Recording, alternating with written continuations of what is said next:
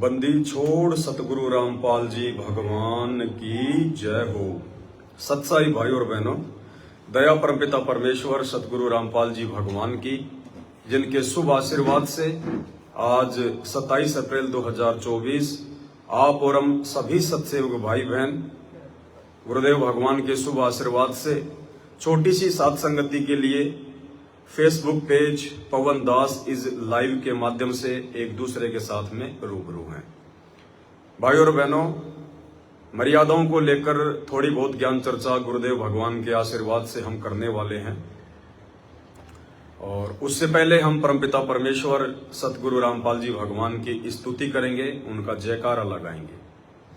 बंदी छोड़ सतगुरु रामपाल जी भगवान की जय हो। परम पिता परमात्मा, सारी सृष्टि के रचनहार, कुल मालिक, असंख्य ब्रह्मांडों के स्वामी, जगत गुरु, तीनों लोकों में प्रवेश करके सबका पालन पोषण करने वाले राजाधिराज, आत्माधार, नाथों के नाथ, देवों के देव महादेव, सर्वेश्वर महेश्वर, मृत्युंजय, अजरो अमर, आदि अनादि सनातनी प्रभु, जगत पिता जगदीश्वर, श्री श्री 1008 की उपाधि के वास्तविक अधिकारी, अकाल मूरत शब्द स्वरूपी राम, वासुदेव, सर्वगतम ब्रह्म, परम पूज्य, प्रथम पूज्य, परम संत, परम पुरुष, परम धनी, परम दयालु, सत्य कबीर, हक्का कबीर, अल्लाहु कबीर, अल्लाहु अकबर, बाखबर, अल्लाह ताला, जगत के तारणहार, जगत के मुक्तिदाता, जगत के जगन्नाथ, हारे के सहारे, हिंदुओं के राम, मुसलमानों के अल्लाह, सिखों के वाहिगुरु, ईसाइयों के मसीह, दया के सागर दयानिधि, करुणा के सागर करुणानिधि, स्वयंभू परिभू, संकट मोचन, कष्ट हरण, मंगल करण, दुख भंजन, अविगत कबीर, निर्विकार निर्विषम परमात्मा, अलय अलेख सतगुरु, आदि अनादि सतगुरु, असली मर्यादा पुरुषोत्तम, असली राम, असली कृष्ण, असली मुरारी, असली घनश्याम, राजाओं के राजा, महाराजाओं के महाराजा, शहंशाहों के शहंशाह, सम्राटों के सम्राट, भगवानों के भगवान, अल्लाहों के अल्लाह, प्रभुओं के प्रभु, मसीहों के मसीह, सच्चे वाहिगुरु, बाबाओं के बाबा, पीरों के पीर, सेठों के सेठ, जगत सेठ, सावड़सा सेठ, सर्वगुण संपन्न, अनंत कोटि कलाओं के स्वामी, अनंत कोटि ब्रह्मांडों के नायक, योगियों में महायोगी, ध्यानियों में महाध्यानी, सिद्धों में परम सिद्ध, ज्ञानियों में महाज्ञानी, परम ज्ञानी, तत्व ज्ञानी, ब्रह्म ज्ञानी, सर्वश्रेष्ठ ज्ञानी, युवा कबीर, समरथ कबीर, असमवात, अमित ओजा, सच्चे रहनुमा, करीम अल्लाह, सुभान अल्लाह, दुनिया के अंतिम पैगंबर, 8 सितंबर 1951 से गांव धनाना, जिला सोनीपत, हरियाणा, भारतवर्ष की पावन भूमि पे प्रकट रियल कल की भगवान, ब्रह्मा विष्णु महेश के दादाजी, सर्व आत्माओं के जनक, संत श्रोमणी सतगुरु रामपाल जी परमेश्वर जी के चरण कमल में अनंत कोटि दंडोत प्रणाम। सत्साई भाई और बहनों, दया पूज्य गुरुदेव भगवान की और सबसे बड़ी मेहर सतगुरु रामपाल जी भगवान की, जिन्होंने हम साध संगति से जुड़े हुए भगत भाई बहनों को अपनी विशेष रजा के योग्य बनाया। परमात्मा ने आप और हम सभी आत्माओं का ज्ञान योग खोला। इस कलयुग की पिछली पीढ़ी में परमेश्वर ने हमें मानव शरीर दिया।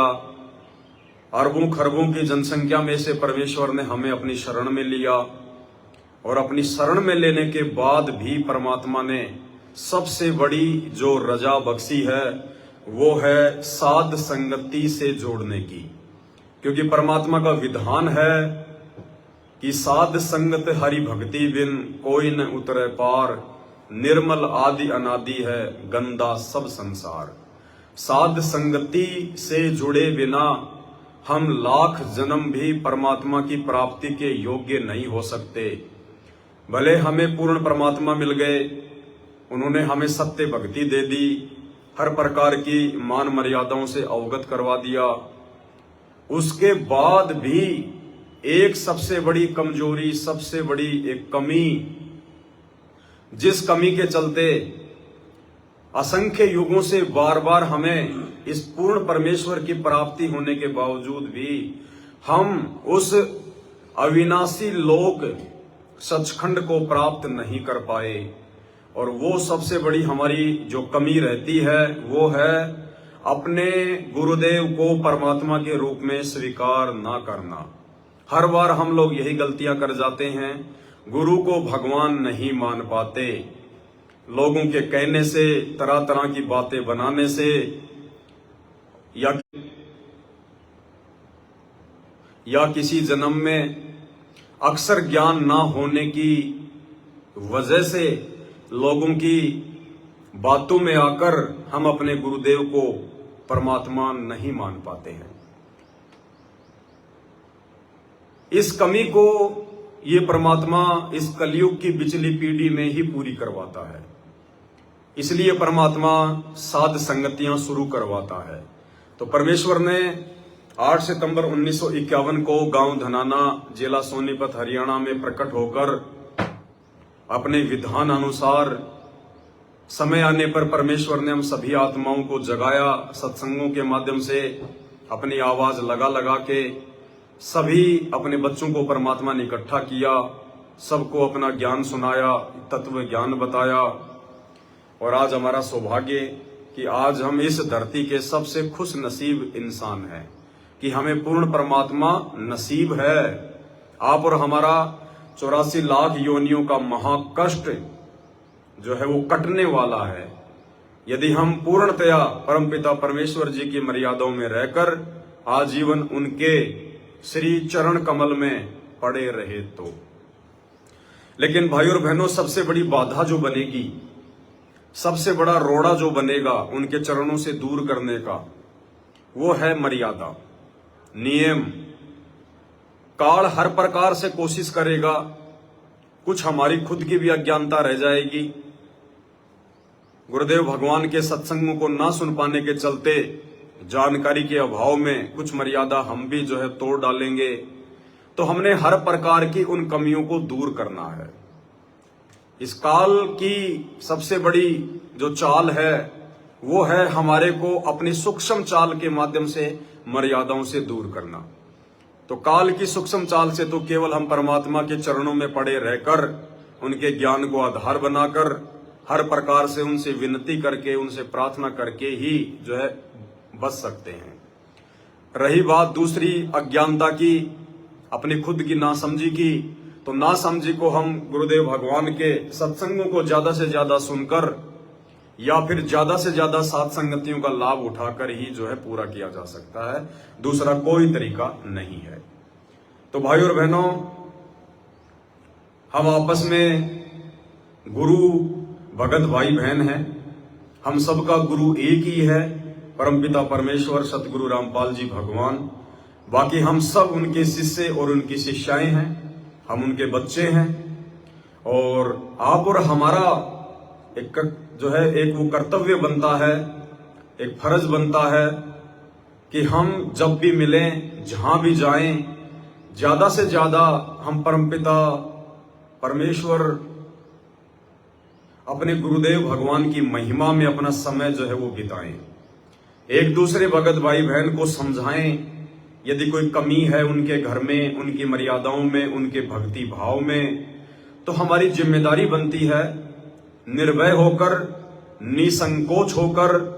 हमें किसी प्रकार का कोई डर नहीं होना चाहिए, कोई भय नहीं होना चाहिए कि यदि मैं इस भगत जी को मैं इसकी कमियां बताऊंगा, इसके घर में मर्यादाओं को लेकर जो त्रुटियां हैं यदि मैं बताऊंगा, तो कहीं मेरे से नाराज ना हो जाए, मेरे से बोलना चालना बंद ना कर दे, मुझे अनदेखा ना कर दे।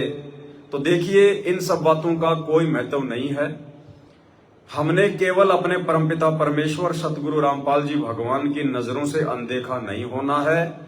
बाकी भगत चाहे हमें इज्जत दें, चाहे बेइज्जती करें, चाहे हमसे प्यार प्रेम से पेश आए, चाहे हमें अनदेखा करें, इन बातों को लेकर हमें कोई फर्क नहीं पड़ना चाहिए। परमात्मा कहते हैं कि भाई जेता मीठा बोल ही और तेता संत ना होए, और खरी खरी बाता कहें संत कहावे सोई। परमात्मा और उनके बच्चों के लक्षण होते हैं कि वो किसी भी बात को तोड़ मरोड़ कर पेश नहीं करते हैं, मीठा लगाकर पेश नहीं करते हैं, क्योंकि उनका अपना कोई भी निजी स्वार्थ नहीं होता है। भगत अगर नाराज हो तो लाख बार हो जाए, समाज अगर नाराज हो तो लाख बार हो जाए, रिश्तेदार अगर नाराज हो तो लाख बार हो जाए, हमारा गुरु भगवान नाराज नहीं होना चाहिए। उसके लिए जो कमियां आपको जहां भी दिखाई दे, मर्यादाओं में, भक्ति भाव में, यदि हम किसी भगत के संपर्क में हैं, हम उसके घर पर आते हैं, जाते हैं, तो ये हमारी जिम्मेदारी बनती है कि हम उस भगत भाई बहन को भी समझाएं और उन कमियों को सार्वजनिक करके, जो सार्वजनिक करने योग्य हों, ताकि दूसरे भगत भाई बहनों को भी एक शिक्षा मिले। अगर वही कमियां, वही गलतियां यदि किसी दूसरे के भी घर में हैं, तो ये सोशल मीडिया के माध्यम से परमात्मा ने हमें जो ये फेसबुक दिया है, यूट्यूब दिया है, इसके माध्यम से हम एक दूसरे भगत भाई बहनों को भी समझाएं, जागरूक करें। क्योंकि मर्यादा बचेगी तो भगत बचेगा, और भगत बचेगा तो भगवान का मिशन जो है वो सफल होगा। तो आप सबको पता है कि परमात्मा ने दास को सेवाओं के लिए संगत के बीच में भेजा हुआ है। जहां जहां परमपिता परमेश्वर सतगुरु रामपाल जी भगवान सत प्रेरणा करते हैं, वहीं वहीं दास जो है जाता है। और दास को यदि परमात्मा ने निमित्त बनाया है, यदि संगत में भेजा है, तो जाहिर सी बात है जरूर कोई न कोई उसका मकसद होगा, भले हमें ना पता हो उन सब बातों का। तो कहने का मतलब है ये लास्ट का समय चल रहा है। 18 अप्रैल 2024 निकल चुकी है। आगे का जो समय है वो पूर्णतया मर्यादाओं में रहकर गुरुदेव भगवान को प्रसन्न करने का समय है। अब भी यदि हमारे अंदर थोड़ी बहुत कोई कमी है, कोई त्रुटि है भक्ति भाव को लेकर, मर्यादाओं को लेकर, तो फिर भी हमारे पास में एक छोटा सा मौका है। वैसे 90% जो मौका है वो हम अपने हाथ से निकाल चुके हैं 18 अप्रैल 2024 के बाद। लेकिन थोड़ा बहुत जो मौका हमारे पास में बचा हुआ है, वो मौका परम पूज्य सतगुरु रामपाल जी भगवान के हिसार जेल से बाहर आने तक है। क्योंकि यदि हमने भगत बनना है, यदि हमने अपने गुरुदेव के हृदय में जगह बनानी है, यदि हमने सतलोक के लायक बनना है, तो अपने गुरुदेव भगवान के हिसार जेल से बाहर आने से पहले पहले हम बन सकते हैं। एक बार उनके जेल से बाहर आने के बाद चाहे आप कितनी मर्यादा निभा लेना, कितने आप अच्छे भगत बन के दिखा लेना, कितनी आप भक्ति कर लेना, आप जी वो वस्तु प्राप्त नहीं कर पाओगे जिस वस्तु की प्राप्ति के लिए हम आत्माएं युगों युगों से भटक रही हैं, यानी सतलोक। एक मौका दिया है परमात्मा ने अपने आप को हम आत्माओं से दूर करके 2014 बरवाला कांड के बाद। जिन आत्माओं ने अपने कर्म फोड़ने थे बरवाला कांड में, उन्होंने फोड़ लिए, और परमेश्वर ने अपने हंसों की, अपने बच्चों की परीक्षा लेनी थी, अपने से दूर कर कर शारीरिक रूप से। शब्द रूप में तो परमात्मा हम सब के साथ में, पल पल साथ में है, लेकिन शरीर रूप से परमेश्वर ने अपने आप को हम आत्माओं से दूर करके एक परीक्षा ले ली कि देखता हूं मैंने 20-22 वर्ष तक दिन रात एक करके जो अनमोल ज्ञान इन आत्माओं तक पहुंचाया है, ये ज्ञान इन आत्माओं के हृदय में समाया भी है या नहीं समाया है। जो मेरा होगा वो तो मेरे वचन पर चलेगा, जो काल का होगा वो देखा देखी में चलेगा, भेड़ चाल में चलेगा। तो सबको पता है 90% आत्माओं की छटनी हो चुकी है। जिन्होंने समझना था वो समझ चुके हैं, जिनको अपने आत्म कल्याण की टेंशन थी, जिनको भगवान चाहिए था, जिनको गुरु का ज्ञान समझ में आने के बाद अपना आत्म कल्याण करवाना था, वो आत्माएं समय रहते सात संगति से जुड़ चुकी थी। सात संगति से जुड़कर 90% उन आत्माओं ने अपने आप को तन मन से साफ सुथरा जो है वो बना लिया है, हर प्रकार की मर्यादाओं को फॉलो करके। और जो केवल देखा देखी वाले हंस थे, जो परमात्मा के हीरे मोती लाल नहीं थे, उन आत्माओं के ऊपर सात संगतियों की वीडियो का कोई असर नहीं पड़ा। उन्होंने कभी भी अपने गुरुदेव भगवान के वचनों को, नियम और मर्यादाओं को महत्व नहीं दिया। कभी भी उन आत्माओं ने गुरुदेव के सत्संगों को आधार नहीं बनाया। जैसा उन्हें आश्रमों की तरफ से या गुरुदेव के कलयुगी बेटा बेटी, भाई बंधु, रिश्तेदार या कोऑर्डिनेटरों की ओर से जो भी मनमुखी आदेश दे दिया गया, उस आदेश को उन आत्माओं ने आंख बंद करके फॉलो कर लिया और पिछले कई वर्षों से लगातार अपनी मर्यादाएं तोड़ते आ रहे हैं। उनसे आप चाहे श्री राम की भक्ति करवा लो अयोध्या में भंडारा लगवा कर, या चाहे इन आश्रमों में बुलवा कर संत रामपाल जी की भक्ति करवा लो, उन्हें कोई फर्क नहीं पड़ता है, क्योंकि उनकी मर्यादा नहीं है, उनके ऊपर गुरुदेव भगवान का विशेष आशीर्वाद नहीं है, जिस कारण से उनका ज्ञान योग जो है वो बंद है। गरीब माया का रस पिया कर हो गए डामाडोल, और ऐसे सतगुरु हमें मिले ज्ञान योग दिया खोल। तो सतलोक आश्रमों से जुड़े हुए भाई बहन तो डामाडोल हो चुके हैं, कुछ तो माया में अंधे हो गए, माया में अंधे हो गए। ये कोऑर्डिनेटर गुरुदेव भगवान के बेटा बेटी, भाई बंधु रिश्तेदार और जो संगत उनके पीछे लगी हुई है, उनके ऊपर मर्यादा टूटने के चलते गुरुदेव भगवान का आशीर्वाद नहीं है, इसलिए वो समझ नहीं पा रहे क्या सही और क्या गलत है, हमें क्या करना चाहिए और क्या नहीं करना चाहिए। साध संगतियों की जानकारी उन तक जो है पहुंच नहीं पा रही है, यदि पहुंच गई तो उनको डरा दिया गया, धमका दिया गया। यदि आप जी जो है पवन दास के वीडियो देखोगे, साध संगति के वीडियो देखोगे, आपका नाम खंड हो जाएगा। ये भी उनकी बहुत बड़ी कमजोरी है, क्योंकि हमारे गुरुदेव भगवान तो कहते हैं कि कहे कबीर सोए जन मेरा, जो नीर खीर का करे निवेरा। यानी मेरा सच्चा भगत वही है जो दोनों तरफ की बातों को देखेगा, सुनेगा, उसके बाद वो निर्णय करेगा कि क्या मेरे गुरुदेव भगवान के वचनों के अनुसार है, क्या मेरे गुरुदेव भगवान के सत्संगों के अनुसार है। यदि सही लगेगा तो वो अपना लेगा, और यदि उसको गलत लगेगा तो उसका साथ छोड़ देगा। लेकिन संगत में इतनी बुद्धि इस काल भगवान ने मर्यादाओं के टूटने के चलते नहीं छोड़ी है। तो ये दया परमपिता परमेश्वर की हम साथ संगति से जुड़े हुए भाई बहनों के ऊपर है। गरीब माया का रस पिया कर हो गए डामाडोल। और सत्सेवकों के लिए क्या कहा परमात्मा ने कि ऐसा सतगुरु हम मिला ज्ञान योग दिया खोल। हम सत्सेवकों का परमात्मा ने ज्ञान योग खोल दिया। तो भाई और बहनों, कल मालिक ने दया बख्शी थी। कल दास उत्तर प्रदेश के आगरा शहर में था, अपने एक भगत भाई के जो है घर पे था। कल उन्होंने परमात्मा जी का बेड लगाया था। सभी भाई बहनों ने मिलकर परमात्मा जी से उस बेड के ऊपर विराजमान होने की, उस घर में विराजमान होने की विनती की थी, प्रार्थना की थी। कल परमेश्वर को भोग लगा और एक छोटी सी साध संगति की सत्प्रेरणा परमेश्वर ने की। तो दोपहर को हम लाइव भी आए थे 2:30 बजे, 1-1.5 घंटे परमात्मा ने ज्ञान चर्चा भी करवाई। उसके बाद हम आगे की यात्रा में निकल लिए।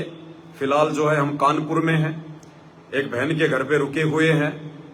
छोटी सी साध संगति की परमात्मा ने सत्प्रेरणा की, लेकिन कुछ एक जो कमियां हैं वो दास को यहाँ पे जो है दिखाई दी। तो दास को परमपिता परमेश्वर जी ने प्रेरणा की कि वह लाइव आकर सभी को बताओ, ताकि छोटी से छोटी जो कमी है वो भी सभी भाई बहन मिलके जो है अपनी जो है दूर करें, अन्यथा आगे मौका नहीं मिलेगा। अगर हमने अब भी प्रथम तो गुरुदेव भगवान से इतना ज्ञान लेने के बाद और ऊपर से साध संगति से जुड़ने के बाद यदि हम मर्यादाओं में हल्का फुल्का भी कोई त्रुटि रखेंगे, भाई और बहनों, परमात्मा नाराज होंगे। समझदार जब हो जाता है कोई बच्चा, और वो बच्चा जिसको इस बात का पता है, जो लगभग 2-3 साल का हो चुका है कि बाथरूम कहाँ करना चाहिए, वो बच्चा यदि अपनी माँ की गोद में बाथरूम करता है तो माँ उसको मारती है, पीटती है, उसको थप्पड़ लगाती है। और एक 6 महीने का बच्चा जिसको नहीं पता कि बाथरूम कहाँ करना चाहिए, वो बच्चा यदि माँ की गोद में बाथरूम भी कर देता है तो माँ उसको मारती नहीं है, पीटती नहीं है।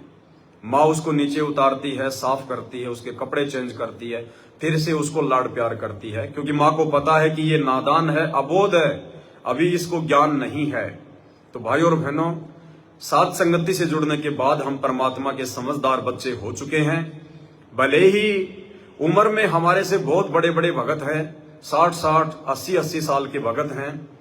नाम के रूप में भी हमसे बहुत बड़े बड़े भगत हैं। किसी को 100 शब्द मिला हुआ है, किसी को 100 नाम मिला हुआ है, लेकिन ज्ञान के मामले में परमात्मा ने उन आत्माओं को बहुत छोटा बना रखा है। कहते हैं कि ज्ञानेन वृद्धय, जो ज्ञान में बड़ा होता है असल में वो बड़ा होता है, जो उम्र में बड़ा है वो बड़ा नहीं होता। भले उसको सारनाम मिल गया, उसको सार शब्द मिल गया, भले उसकी उम्र 80 साल की है, भले 20 साल से उसने नाम ले रखा है, अगर वो आत्मा ज्ञान में कमजोर है तो भक्ति मार्ग में वो आत्मा बहुत छोटी है। और जो भगत परमात्मा का 2 साल से जुड़ा है लेकिन ज्ञान उसको समझ में आ गया, वो आत्मा भक्ति मार्ग में बड़ी है, क्योंकि भक्ति मार्ग में कोई भी सीनियर जूनियर नहीं चलता है। परमात्मा के मार्ग में सब उनके बच्चे हैं, सब एक समान हैं। तो कल दास यहाँ पे जो है कानपुर में आया अपनी एक गुरु बहन के जो है घर पे, और दोपहर का खाना हम लोग आगरा से खाकर निकले थे, कानपुर आ गए, बहन के हम घर पे आए, और आते ही फिर हमने परमेश्वर जी को जो है भंडारे का भोग लगाया, क्योंकि रात्रि के 8 के आसपास जो है वो बज चुके थे। तो सभी भाई बहनों ने मिलकर परमात्मा जी को भंडारे का भोग लगाया, सतगुरु रामपाल जी को छोटी भोग की आरती के साथ। 2, 4, 5 भगत जो दास के संपर्क में थे, दास ने उनको पहले ही बोल दिया था, वो भी बहन के घर पे जो है वो आ गए थे। और मालिक को भोग लगने के बाद में पता नहीं क्यों परमात्मा ने दास को एक प्रेरणा नहीं की, दास को भूख भी नहीं लगी, अंदर से कोई जो है इच्छा भी नहीं हुई कि दास जो है मतलब भंडारा करे। परमात्मा को भोग भी लग चुका था, फिर भी दास को अंदर से परमात्मा ने कोई प्रेरणा नहीं की। ऐसा नहीं है कि भंडारा कोई सही नहीं था, क्योंकि भगत के लिए ये चीजें मायने नहीं रखती हैं कि भंडारा थोड़ा है या ज्यादा है, स्वादिष्ट है या नहीं है, कोई गरीब है या अमीर है, ये चीजें भगत के लिए मायने नहीं रखती है। परमात्मा कहते हैं लूखी सूखी खाए कर ठंडा पानी पी, मालिक की वाणी है कि जैसा भगत को मिल जाए वैसा भगत को परमात्मा का प्रसाद समझकर उसे ग्रहण कर लेना चाहिए। भगत ने भंडारे को लेकर या सुविधाओं को लेकर मीन मेख नहीं करनी होती है। तो बाकी सब भगत भाई बहनों ने भंडारा किया, दास ने भंडारा नहीं किया, पता नहीं क्यों। बहुत सारी बातें हैं भाई और बहनों, क्योंकि परमात्मा ने, सतगुरु रामपाल जी भगवान ने दास को निमित्त बनाया है संगत को मर्यादाओं को लेकर विशेष बातें बताने के लिए, समझाने के लिए। यदि कोई भी छोटी मोटी कोई त्रुटि है तो हालांकि मुझे कोई इतना ज्ञान नहीं है, मैंने सतगुरु रामपाल जी भगवान की मैंने कोई इतनी संगति नहीं की है जितनी संगति लोगों ने 20-20 साल से उनसे नाम दीक्षा लेकर की है। लोग आश्रम में उनके साथ में रहा करते थे, दिन में 50 बार उनको दंडवत किया करते थे, 20 बार उनसे आशीर्वाद लिया करते थे। बहुत सारी बातें जो सतगुरु रामपाल जी भगवान अपने सत्संगों में नहीं बता पाते हैं, वो बातें भी उनके साथ में रहने वाले भक्तों ने सुनी होंगी, लेकिन उसके बावजूद भी उन लोगों की बुद्धि ऑफ है। वो लोग संगत में ज्ञान चर्चा नहीं कर पाते हैं, मर्यादाओं को लेकर ना वो खुद जो है जागरूक है, ना भगत भाई बहनों को जगा पाते हैं। इस दास के ऊपर परमपिता परमेश्वर ने मेहर बख्शी। 12 अप्रैल 2013 को इस दास को सतगुरु रामपाल जी भगवान की शरण प्राप्त हुई। 18 नवंबर 2014 को बरवाला कांड हो गया, यानी मुश्किल से ये दास 1 साल ही सतगुरु रामपाल जी भगवान की संगति सतलोक आश्रम बरवाड़ा में कर पाया। और सतलोक आश्रम बरवाड़ा में भी हमें कभी सतगुरु रामपाल जी भगवान से बात करने का मौका नहीं मिला। भाई किसी भाई की ये मन में शंका हो कि पवन भगत तो संत रामपाल जी के साथ में रहा होगा, इसलिए इसको इतना ज्ञान है मालिक की दया से, नहीं। हमें इतना भी मौका नहीं मिला कि हम गुरु जी से 2 मिनट भी हम बात कर पाए। 2 मिनट भी बात करने का हमें परमेश्वर से मौका नहीं मिला। आम संगत की तरह जाया करते थे, छोटी मोटी दास को बाथरूम की सेवा मिली हुई थी, बाथरूम की सेवा कर लिया करते थे, बाथरूम वगैरह साफ कर लिया करते थे। आम संगत की तरह लाइन में लगकर परमात्मा जी के जो है दर्शनों के लिए जाया करते थे, उनका आशीर्वाद ले लिया करते थे। वैसे 2 मिनट भी परमात्मा जी से बैठकर कभी बातचीत करने का मौका नसीब नहीं हुआ। उसके बाद बरवाला कांड हो गया, परमात्मा हम सबसे दूर हो गए। मालिक ने फिर न जाने कैसे कोई दया बख्शी, कोई पिछले जन्म का कोई कर्म था या वर्तमान की ऐसी कोई सेवा थी जिससे प्रसन्न होकर सतगुरु रामपाल जी भगवान ने दास को ये ज्ञान योग वाली जो है दया बख्शी। साथ संगति के लिए परमेश्वर ने दास को खड़ा किया, निमित्त बनाया। हजारों की संख्या में परमात्मा ने ज्ञान आधारित वीडियो बनवाए, जिस वीडियो की कोई कीमत नहीं है। एक बॉलीवुड की फिल्म जिसमें बकवाद भरी होती है, झूठी कहानी, काल्पनिक पात्र, झूठी कहानियां, दिखावट, झूठ सांच, झूठे डायलॉग, भद्दापन, अश्लीलता, गंदे गाने, लोगों को साल भर लग जाती है। साल भर 1-3 घंटे की फिल्म बनाने में दुनिया भर का पैसा, करोड़ों का जो है पैसा उनका बर्बाद हो जाता है। और समाज में फिर क्या पेश करते हैं वो? गंदगी, अश्लील गाने, भद्दे गाने, फुहड़ता। और यहां परमपिता परमेश्वर ज्ञान आधार से 3-3 घंटे, 4-4 घंटे दास को लाइव में सत्संगति करवाते हैं, जिन वीडियो की कोई कीमत नहीं है। अगर ये पृथ्वी एक तरफ रख दी जाए और सत्संगति के वीडियो एक तरफ रख दिए जाएं तो ये पृथ्वी का वजन थोड़ा है।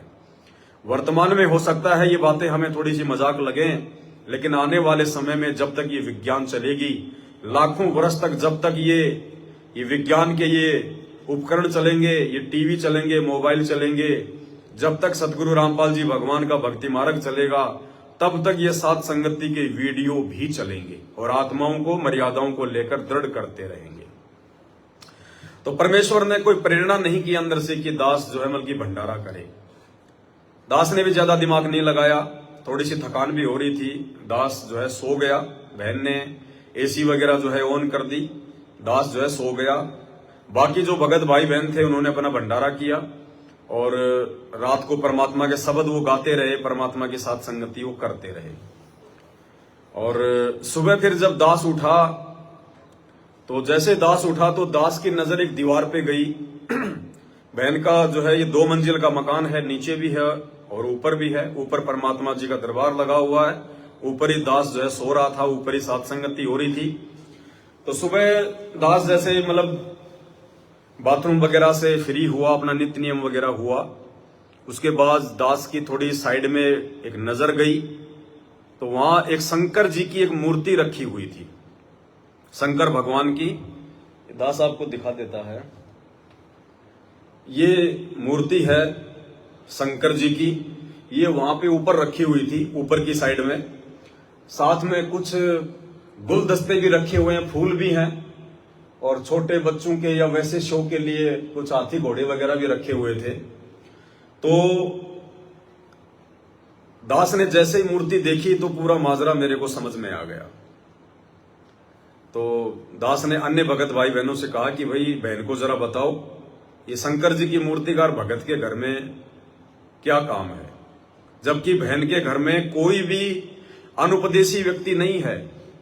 बहन का जो पति है वो एक्सपायर हो चुके हैं, कोई सरकारी जॉब में थे, उनकी जगह उनके बेटे को नौकरी मिल चुकी है, वो अपने बच्चों के साथ में कहीं और रहते हैं। बहन यहाँ पे केवल अकेली रहती है। बहन के साथ में उनकी एक चचेरी बहन है जिन्होंने नाम दीक्षा नहीं ली है, काफी वर्षों से वो उनके साथ में रहती है, क्योंकि उनके पति से उनका डाइवोर्स हो चुका है, इसलिए वो बहन के साथ में रहती है। तो सुबह जैसे दास ने ये मूर्ति देखी तो दास को पूरा का पूरा माजरा समझ में आ गया कि परमात्मा ने क्यों भोग प्रसाद को ग्रहण करने की अनुमति जो है वो नहीं दी, क्यों परमात्मा ने भंडारा करने की अनुमति नहीं दी। क्योंकि भाई और बहनों देखो, दूसरे भाई बहनों की तो दिख जाएगी, अन्य भाई बहन हैं, थोड़ा बहुत यदि नासमझी में उनकी मर्यादा टूट जाए तो उनको तो माफी है, लेकिन ये दास जिसको परमात्मा ने निमित्त बनाया है साथ संगति के लिए, और दास ने अपना तन मन धन मन कर्म वचन से सदगुरु रामपाल जी भगवान के चरण कमल में समर्पित कर दिया है। मेरे जीवन का दूसरा कोई मकसद नहीं है, कोई टारगेट नहीं है सिवाय अपनी भक्ति के और सदगुरु रामपाल जी भगवान की महिमा के। इसलिए मेरे से यदि अनजाने में भी कोई त्रुटि होनी होगी तो परमात्मा मुझे आगाह करेंगे, परमात्मा मुझे बचाएंगे, परमात्मा मुझे हर प्रकार की किसी भी गलती से, चाहे कोई भी कारण उनको बनाना पड़े, परमात्मा मुझे बचाएंगे। क्योंकि मेरे माध्यम से परमात्मा ने हजारों की संख्या में वीडियो बनवा दी है, हर प्रकार की मर्यादाओं को लेकर भगत समाज के लिए वीडियो बनवा दी है। अब यदि मेरे से कोई त्रुटि हो गई तो मेरे द्वारा बनाए गए वीडियो, मेरे शब्द किसी पर भी काम नहीं करेंगे और उल्टा मैं भगवान का दोषी हो जाऊंगा। तो परमेश्वर जिस आत्मा को निमित्त बनाते हैं अपने भक्ति मार्ग में, उस आत्मा को परमात्मा ही बचाते हैं। तो भाई और बहनों, भले ही बहन की आस्था इस शंकर जी की मूर्ति में नहीं है, हमें भी पता है इस बात का कि साध संगति से जुड़ने के बाद में आपकी आस्था किसी भी देवी देवता में हो ही नहीं सकती, बिल्कुल भी। लेकिन उसके बावजूद भी मूर्ति रूप में यदि किसी भी देवी देवता की फोटो या तस्वीर यदि आपके घर पर रखी हुई है तो उस घर में पूर्णतया सतगुरु रामपाल जी भगवान का वास नहीं हो सकता, बिल्कुल नहीं हो सकता। देखिए बहुत सारी बातें हैं, जैसे हमारे पास में मंत्र कार्ड हैं जो हम सुबह सुबह जो प्रथम मंत्र का जाप करते हैं, जिसका मंत्र कार्ड बना हुआ है, तो उस मंत्र कार्ड में 5 देवताओं की फोटो है। ब्रह्मा और सावित्री जी की फोटो है, गणेश जी की फोटो है, विष्णु लक्ष्मी जी की फोटो है, दुर्गा जी की फोटो है, शंकर पार्वती जी की फोटो है। लेकिन वो फोटोएं हमें नुकसान नहीं देंगी। वो फोटोएं यदि हमारे घर में है, वो मंत्र कार्ड यदि हम दरबार में रखते हैं या अपने घर पर रखते हैं, वो फोटोएं हमें नुकसान नहीं देगी, क्योंकि वो एक साधना के रूप में है। दूसरा, यदि आप मार्केट से कोई सामान लेके आए, आप कोई डब्बा खरीद के लेके आए और डब्बा किसी ऐसी कंपनी का है जो कि बजरंगबली को मानता है, कंपनी का मालिक, उसने अपनी कंपनी का नाम जो है मतलब बालाजी एंटरप्राइजेज रखा हुआ है, और उस कंपनी का जो लोगो है, उसका स्टिकर जिस पर बालाजी की, हनुमान जी की फोटो लगी है, उसने अपनी उस कंपनी के हर प्रोडक्ट के ऊपर जो है मतलब लगानी होती है। हम जो डब्बा लेके आए हैं बालाजी एंटरप्राइजेज कंपनी का, उसके ऊपर उस कंपनी का लोगो लगा हुआ है, बालाजी की फोटो लगी हुई है, हम अपने घर पर ले आए, काम में ले रहे हैं। तो ऐसी स्थिति में भी भगत को कोई दोष नहीं लगता। अगर उस डब्बे के ऊपर यदि किसी देवी देवता की फोटो है तो भी हमें कोई दोष नहीं लगता। यदि आप मार्केट से कोई घी का डब्बा ले आए हैं जोत जलाने के लिए, और घी का डब्बा जो है मतलब श्री कृष्णा शुद्ध घी के नाम से है और उसपे श्री कृष्ण जी की फोटो लगी हुई है, तो भी हमें कोई दिक्कत नहीं है। लेकिन यदि मूर्ति रूप में या सिंगल फोटो के रूप में साध संगति से जुड़ने के बाद, संत रामपाल जी भगवान के भगत होने के बाद, यदि आपके घर में कोई अलग से फोटो रखी होगी, भले आप उसकी पूजा भी नहीं करते, भले आपकी उस फोटो में आस्था भी नहीं है, लेकिन परमात्मा का विधान टूटेगा। क्योंकि मालिक कहते हैं संत वचन पलटे नहीं, चाहे पलट जाए ब्रह्मांड। जब हम नाम दीक्षा लेते हैं तो उस समय परमात्मा हमें एक वचन में बांधते हैं, हमें एक नियम बताते हैं कि बच्चों, आपने अपने घर पर, अपने दरबार साहिब में अपने गुरुदेव भगवान के अतिरिक्त अन्य किसी भी साधु संत महात्मा की, किसी भी देवी देवता की, या आपके घर के पूर्वज जो मर चुके हैं उनकी फोटोएं बिल्कुल भी नहीं रखनी है। यदि ऐसा होगा तो भले आप भक्ति कर रहे हैं, लेकिन परमात्मा का पूर्ण आशीर्वाद आप जी प्राप्त नहीं कर पाएंगे। तो भाई और बहनों, विशेषकर साध संगति से जुड़ने के बाद, और जिस घर में पाठ प्रकाश की वाणियां चल रही हों, क्योंकि बहन ने भी पाठ प्रकाश की वाणियां मंगवाई हैं, यहां भी परमात्मा के दरबार में 24 घंटे अखंड वाणियां पाठ प्रकाश की पूज्य गुरुदेव भगवान के मुख कमल से जो है वो चल रही हैं। उसके बाद यदि उस घर में मूर्ति रूप में या फोटो रूप में यदि कोई भी ऐसी सामग्री रखी होगी तो वहां पे परमात्मा का पूर्ण आशीर्वाद नहीं होगा। भले हम परमात्मा को भोग लगाएं, रोज भोग लगाएं, परमेश्वर उस भोग को स्वीकार नहीं करेंगे, क्योंकि ये कोई अनजाने की गलती नहीं है। ऐसा नहीं है कि बहन को ये फोटो का मालूम नहीं था कि यहाँ पे एक मूर्ति रखी हुई है, क्योंकि बहन का घर है, उन्हें तो अच्छे से पता होना चाहिए। वो तो दिन में 5 बार ऊपर आती हैं, नीचे जाती हैं, भाई इस फोटो को बहन की नजर भी पड़ती होगी, उसके बावजूद भी उन्होंने इस फोटो को नहीं हटाया। तो कहीं ना कहीं ये हमारे अंदर थोड़ी बहुत ज्ञान की कमी है। गुरुजी के प्रति आस्था खूब है, गुरुजी के प्रति श्रद्धा ठीक है, मर्यादाओं को लेकर अपनी चिंता ठीक है, लेकिन कहीं न कहीं ये ज्ञान की ही थोड़ी बहुत ये कमी समझी जाएगी। अन्यथा भगत को ये सहन हो ही नहीं सकता, बिल्कुल सहन नहीं हो सकता भगत को। जैसे माता पिता यदि अपने होशो हवास में हैं, माता पिता यदि पागल नहीं हैं, और यदि उनका छोटा 2 साल का बच्चा जो घुटने चलता है वो खेल रहा है, जहां बच्चा खेलता है वहां पर यदि कोई चाकू पड़ा हो, कोई नुकीली वस्तु पड़ी हो और माता पिता यदि होश में हैं तो झट से उस चाकू को उठाकर बच्चे से दूर रखेंगे, क्योंकि उनको पता है कि बच्चा नादान है। यदि चाकू को गलती से हाथ लगा लिया बच्चे की उंगली कट जाएगी।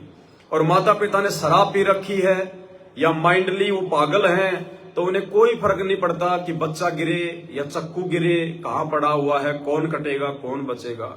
तो भाई और बहनों, इसी प्रकार यदि हम जागरूक हैं, ज्ञान यदि हमें संत रामपाल जी का समझ में आ गया है, हृदय में समा चुका है, अपने जीवन का मकसद हमें समझ में आ चुका है, किन बातों को लेकर भगवान नाराज होते हैं, किन बातों को लेकर भगवान जो है प्रसन्न होते हैं, यदि सारी बातें हमारे दिमाग में आ चुकी हैं तो भाई और बहनों, हम इन फोटोओं को अपने घर पर नहीं रख सकते। परमात्मा ने कह रखा है सहसम्मान, हमने फेंकना नहीं है इनको ऐसे। हालांकि इसमें कोई शंकर भगवान नहीं बैठा, कोई इस मूर्ति में कोई भगवान नहीं बैठा हुआ है। भाई परमात्मा कहते हैं कि पत्थर पूजे हरि मिले तो मैं पूजूं पहाड़, इससे तो चाकी भली जो पीस खाए संसार। भक्ति बिना नर खर एक है, जिन हरि पद नहीं जाण्या, पूर्ण ब्रह्म की परख नहीं रे, पूज मरे पाषाणा। पत्थर पूज पूज के मर गए और पूर्ण परमात्मा की पहचान भी नहीं। तो बहन की कोई आस्था नहीं है, लेकिन फिर भी ज्ञान आधार यही कहता है कि हमने गुरुदेव के प्रत्येक वचन को फॉलो करना है। इस फोटो को बहन ने हटा देना चाहिए था, लेकिन उनके अंदर से ये चेतना नहीं हुई।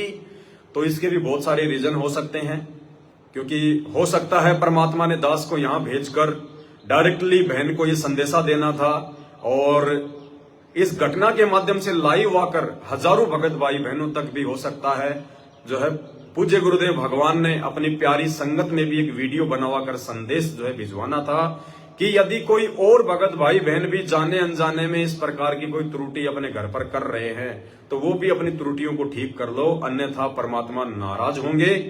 और अब यदि परमात्मा नाराज हो गए तो आगे उनको खुश करने का दूसरा हमारे पास में कोई साधन नहीं बचेगा। तो उसके बाद में बहन ने तुरंत ये बात को स्वीकार कर लिया और बहन ने इस फोटो को, शंकर जी की फोटो को बाथरूम में जाकर रख दिया।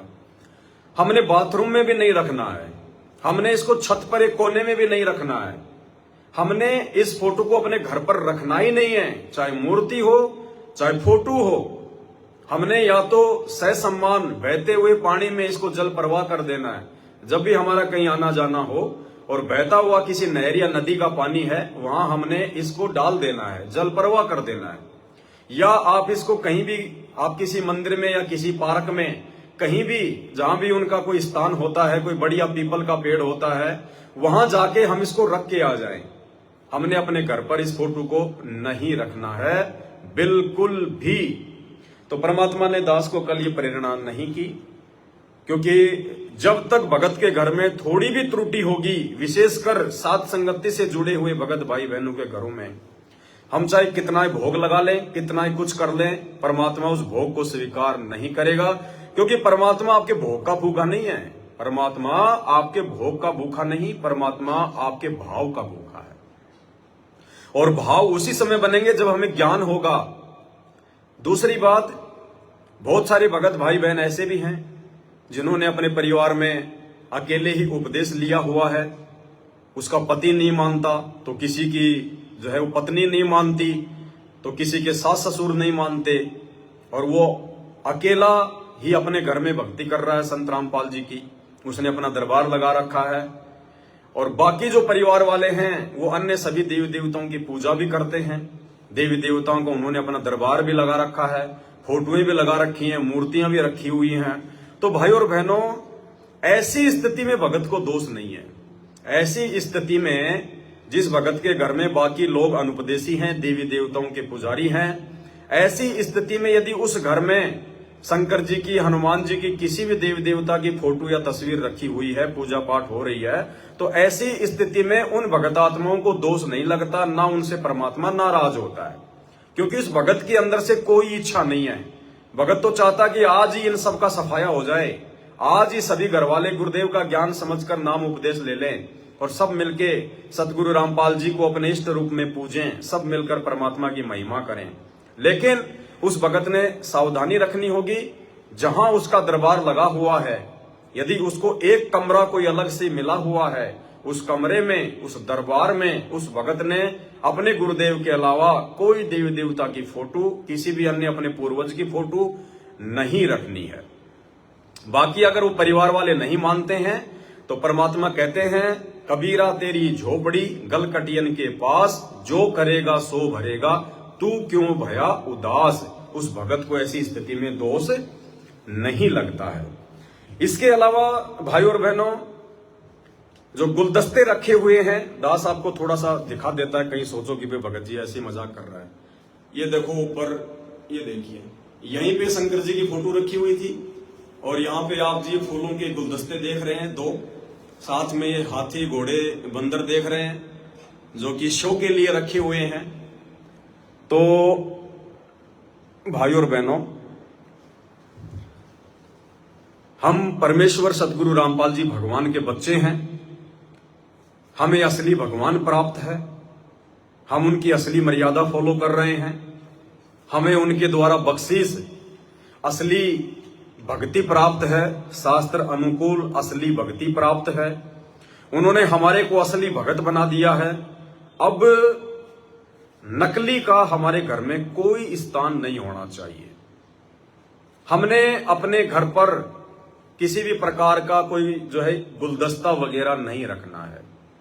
बहुत सारे लोग अपनी अलमारी में या जहां परमात्मा जी का दरबार लगा हुआ है वहां पर, या जैसे उनकी जो बैठक होती है बाहर, जो एक रूम होता है जिसमें कोई रिश्तेदार आके बैठता है, वहां पे कोई टेबल वगैरह लगी हुई है, वहां की जो अलमारी वगैरह हैं, जो खिड़कियां हैं, वहां पे शो के लिए, दिखावे के लिए, सुंदरता के लिए, डेकोरेशन के लिए गुलदस्ते रख देते हैं, फूल वगैरह रख देते हैं आर्टिफिशियल, हाथी घोड़े बंदर वगैरह जो है रख दिए जाते हैं। बच्चों के बड़े बड़े खिलौने जो टेडी बियर वगैरह, भालू बंदर वगैरह होते हैं, वो रख दिए जाते हैं। भाई और बहनों, ये चीजें भी परमात्मा को पसंद नहीं है।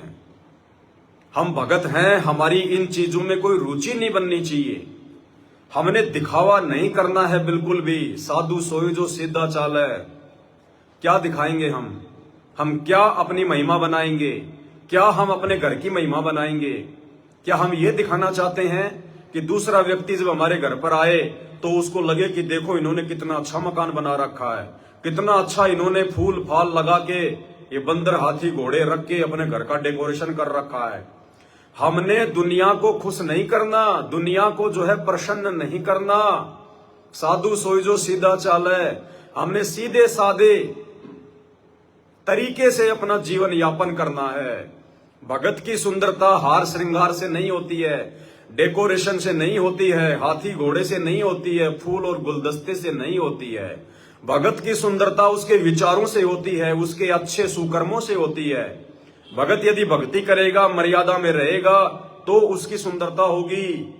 आज आप मीराबाई को देख लीजिए, कब मीराबाई ने सोने चांदी के गहने पहने, कब मीराबाई ने महंगे महंगे वस्त्र पहने, कब मीराबाई ने डेकोरेशन किया, फूलों से अपना कमरा सजाया, अपना दरबार सजाया। आज वो मीराबाई सबके दिलों में बैठी हुई है, सम्मान रूप में, जो है आदर के रूप में। मीराबाई के समय में ना जाने कितने राजा महाराजा थे, कितने पैसे वाले लोग थे, आज उनको कोई नहीं जानता, वो मर गए। लेकिन मीराबाई को आज बालक बालक जानता है, बच्चा बच्चा जानता है। और परमात्मा कहते हैं जब तक सूरज चांद रहेगा परमात्मा के भक्तों का नाम रहेगा।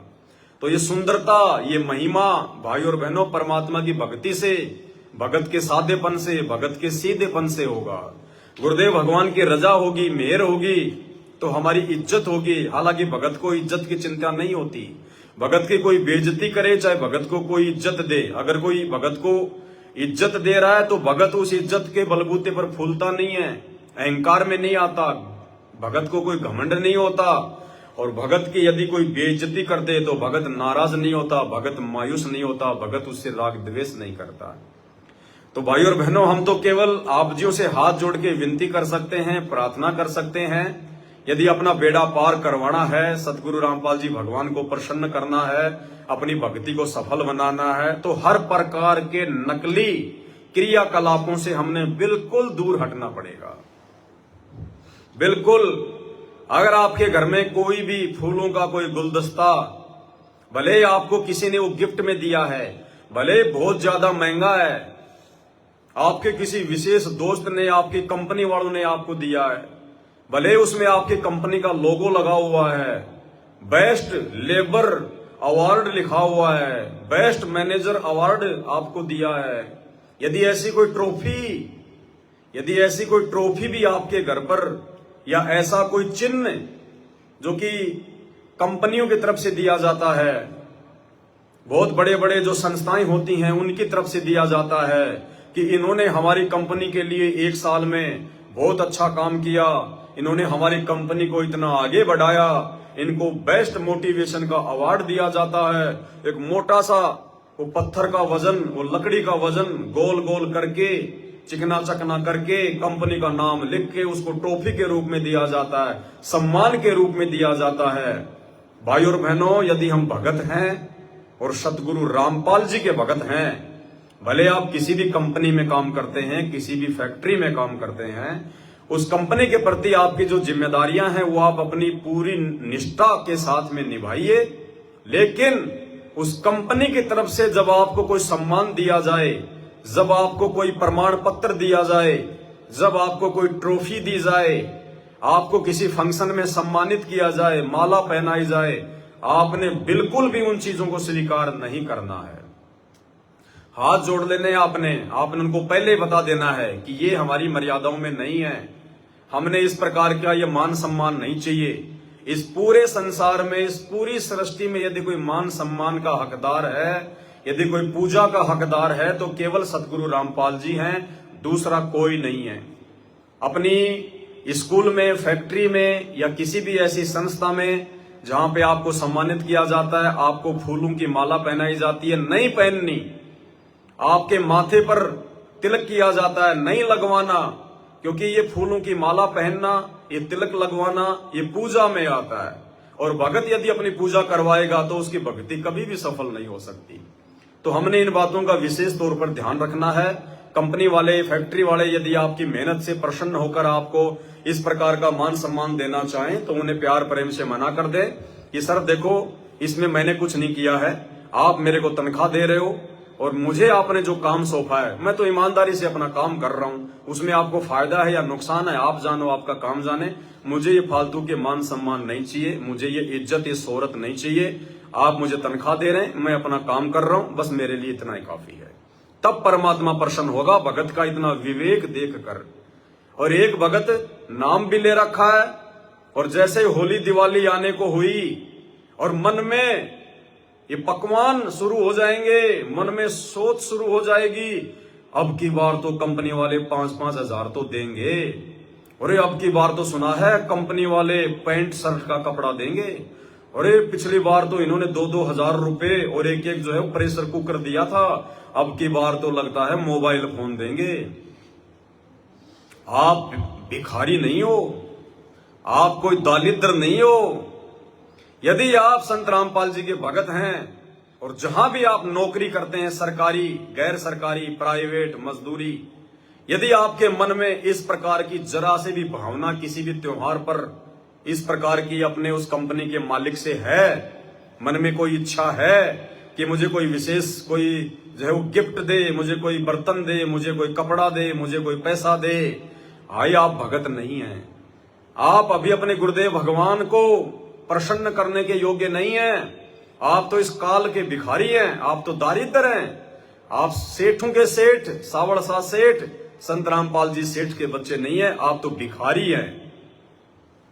अगर कंपनी वाले दें तो भी हमने स्वीकार नहीं करना है, नहीं करना है, अगर दें तो भी नहीं करना है। और वैसे यदि कोई ले भी लेगा तो वो आपकी मेहनत का पैसा है, उसमें कोई नुकसान भी नहीं है। लेकिन कौन कौन सी चीजें लेनी है, कौन कौन सी चीजें नहीं लेनी है, ये भी हमने समझना होगा। कंपनी यदि आपको किसी भी त्योहार पर यदि आपको नगद पैसा देती है, प्रसन्न होकर कि साहब ये जो है 5-5 हजार रुपए हम अपने जो है मतलब मजदूरों को दे रहे हैं, तो वो पैसा आप जी ले सकते हैं, उसमें दिक्कत नहीं है, क्योंकि वो आपकी मेहनत का है। कंपनी यदि आपको बर्तन दे रही है तो नहीं लेना, हम भिखारी नहीं है। कंपनी यदि आपको कपड़े दे रही है, नहीं लेना, हम भिखारी नहीं है। कंपनी यदि आपको मिठाई का डब्बा दे रही है, नहीं लेना, हम भिखारी नहीं है। कंपनी यदि आपको प्रमोशन देती है तो ये आपकी अपनी मर्जी पर है, आप जी ले भी सकते हैं और नहीं भी ले सकते हैं। यदि आपने अपने सिर में और ज्यादा जो है टेंशन करनी है, अपनी मेहनत को अपने और ज्यादा बढ़ाना है, तो आप जी क्योंकि फिलहाल तो आप जी सुपरवाइजर है, कल को कंपनी आपको मैनेजर बनाएगी, तो मैनेजर बनोगे तो आपकी जिम्मेदारी बढ़ेगी, ज्यादा समय आपको लोगों की देखभाल में, कंपनी के कागजों में देना पड़ेगा। आपका ज्यादा से ज्यादा समय फालतू की चीजों में वेस्ट होगा, बर्बाद होगा, लोगों से बातचीत करने में बर्बाद होगा। तो यदि आपको अपना समय बर्बाद करना है, अपनी मेहनत बढ़ानी है, तो आप जी कंपनी में प्रमोशन भी ले लेना, कोई दिक्कत नहीं है। और ये आपको लगता है कि मेरा गुजारा बहुत बढ़िया हो रहा है, मुझे ज्यादा ऊपर नहीं बढ़ना है, ज्यादा ऊपर बढ़ूंगा मेरी भक्ति कम होगी, हो सकता है मेरी कोई मर्यादा भी टूट जाए, मैनेजर बन के फिर मुझे बहुत सारे लोगों को पता नहीं मुझे क्या क्या देना पड़ेगा, क्या क्या लेना पड़ेगा, तो आप जी को प्रमोशन भी लेने की जरूरत नहीं है, इंक्रीमेंट भी लेने की जरूरत नहीं है। ये आपकी अपनी इच्छा के ऊपर निर्भर है, आपके अपने विवेक और बुद्धि के ऊपर निर्भर करता है। तो कौन सी चीजें लेनी है, कौन सी चीजें नहीं लेनी है, ये भी हमने बहुत सोच समझकर इन चीजों का ध्यान रखना है। तो हमने किसी भी प्रकार की नकली चीजों को अपने घर में सजाकर नहीं रखना है। हमारे घर की शोभा हमारे गुरुदेव भगवान की फोटों से है, हमारे गुरुदेव भगवान की मूर्ति से है, हमारे गुरुदेव भगवान की भक्ति से है, भगत के सादेपन से है। वो हाथी, घोड़े, बंदर, फूल, गुलदस्ते, वो ट्रॉफी, वो मेडल बहुत सारे लोग अपनी दीवारों पर टांग के रखेंगे कि बाहर का कोई व्यक्ति आके देखेगा, अरे वाह तुम्हें तो राष्ट्रपति अवार्ड मिला हुआ है, अरे वाह तुम तो राष्ट्रपति गोविंद नाथ के साथ में फोटो खिंचवा रखी है। भाई और बहनों, इस भक्ति मार्ग में परमात्मा कहते हैं कदम कदम पर नियम है, कदम कदम पर। केवल वही नियम नहीं है जो गुरुदेव ने हमारे को एक फार्म पर लिखकर दे दिए, या 11 सूत्रीय नियम, 21 सूत्रीय नियम ज्ञान गंगा में लिखकर दे दिए, या सतनाम के समय 34 नियम दे दिए, खाली उतने ही पर्याप्त नहीं हैं। जब आप सत्संग सुनेंगे, कदम कदम पर नियम है, एक कॉमन सेंस देगा आपको भगवान उन नियमों को समझने की, उनको फॉलो करने की।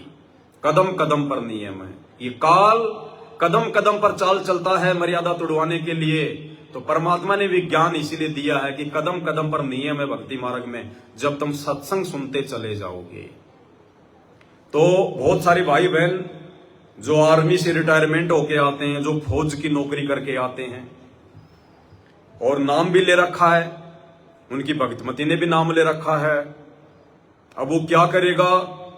बहुत सारे भाई बहन तो फौज से बंदूक का लाइसेंस लेके आएंगे, साथ में वहां से एक जो है बंदूक भी लेके आएंगे, या कोई जो है वो तलवार लेके आएगा, ढाल लेके आएगा। बहुत सारी फोटोएं उस समय की अपने लेफ्टिनेंट के साथ में, अपने जो भी उनकी जो रैंक होती है बड़ी बड़ी, उन लोगों के साथ में जो ग्रुप फोटो होती है उनकी साथियों की, कि जब मैं फौज में लगा था और जब मैं फौज में मैं ट्रेनिंग करता था, तो देखो इस फोटो में ये जितने भी लोग हैं जिन्होंने सफेद सफेद टी शर्ट पहन रखी है, खाकी खाकी पैंट पहन रखी है, ये सभी मेरे बैच वाले हैं, मेरे साथी हैं। और जो बीच में खड़ा हुआ है ये हमारा लेफ्टिनेंट है, ये हमारा मैनेजर है, ये हमारा गवर्नर है, ये हमारा कर्नल और जनरल है। ये देखो पहले मैं इतना हट्टा कट्टा था, मेरी बॉडी मेरे डोले सोले, मैं पहले ऐसे सुबह सुबह 4 बजे उठ के दौड़ता था। ये देखो मेरी उस समय जब मैं एक्सरसाइज करता था, मैं पीटी करता था। अगर आप भगत बन गए हैं संत रामपाल जी के, तो आपके घर में, आपके चौबारे में, आपके घर की दीवारों पर यदि आपने वो बंदूक टांग रखी है, यदि आपने उस प्रकार की कोई फोटोएं टांग रखी हैं, यदि आपने वो तलवार और ढाल टांग रखी हैं, उनको हटा देना और कोशिश करो उन फोटोओं को अपने घर से निकाल दो, उन फोटोओं को फाड़ के फेंक दो, उन फोटोओं को जला दो, उस बंदूक को तोड़ दो। वो बंदूक है, अगर कभी तुम्हारी मर्यादा टूट गई निकट भविष्य में, और कभी यदि वो काल की प्रेरणा हो गई, तो भाई वो बंदूक है, वो फूल नहीं बरसाएगी, वो जब भी चलेगी किसी का नुकसान करेगी। परमात्मा ने क्या बताया हमारे को एक सत्संग में, मध्य प्रदेश के 2 भगत परमात्मा से नाम दीक्षा लेकर गए, पूरा परिवार उपदेश लेकर गया। मध्य प्रदेश का राजपूत परिवार से थे, उनका इंटरव्यू परमात्मा ने उस परिवार को सामने खड़ा रख के दिलवाया। नाम लेकर चले गए, घर पर जाकर दोनों भाइयों का जमीन को लेकर झगड़ा हो गया। एक भाई के पास में तो 12 बोल की बंदूक, एक के पास में पता नहीं 8 बोल की बंदूक है। बड़े भाई ने छोटे भाई के ऊपर 12 बोल की बंदूक से हमला कर दिया। उसी समय सतगुरु रामपाल जी भगवान ने तुरंत वहां प्रकट होकर वो गोली अपने हाथ में पकड़ ली। बड़े भाई को ये सब कुछ दिखाई दे गया, छोटे को दिखाई नहीं दिया कि संत रामपाल जी ने जो गोली तेरी तरफ आ रही थी उसको पकड़ लिया। उस बड़े भाई को जिसने गोली चलाई थी राघवेंद्र ने, उसको दिखाई दे गए सतगुरु रामपाल जी अपने हाथ में वो गोली जो है वो लेते हुए। बड़ा भाई तो दौड़ लिया वहां से और जाके गांव में कोई दूसरा भगत था उसको बताया कि भाई मेरे साथ तो ऐसा ऐसा हुआ, हमारा जो जमीन का झगड़ा चल रहा है, मैंने छोटे भाई पर जो है वो गोली मारी, तो भाई बीच में सतगुरु रामपाल जी भगवान आकर उन्होंने गोली पकड़ ली। और मुझे डर इस बात का है कि छोटे भाई के पास में भी मेरे से बड़ी बंदूक है और अब वो मुझे जान से मारेगा, मुझे छोड़ेगा नहीं। इस डर से वो भाग गया वहां से। लेकिन उनका जो है बीच बचाव उनका जो है करवाया गया। जब उस भगत को इस बात का मालूम पड़ा कि मुझे मेरे गुरुजी ने बचा लिया है तो मैं क्यों मारूं उसको, फिर बाद में वो पूरा परिवार सतगुरु रामपाल जी भगवान के सत्संग सुनने के लिए सतलोक आश्रम बरवाला में आया। उस समय उन्होंने माफी मांगी, अपनी जो गलतियां थी उन्होंने वो सुधारी और वापस जाके अपनी भक्ति पर लगे। तो भाई और बहनों, भले हम भगत हैं लेकिन मर्यादा अगर टूट गई तो वो बंदूक जिंदगी में फूल नहीं बरसाएगी, वो नुकसान ही करेगी। वो एक मान बढ़ाई का सूचक है।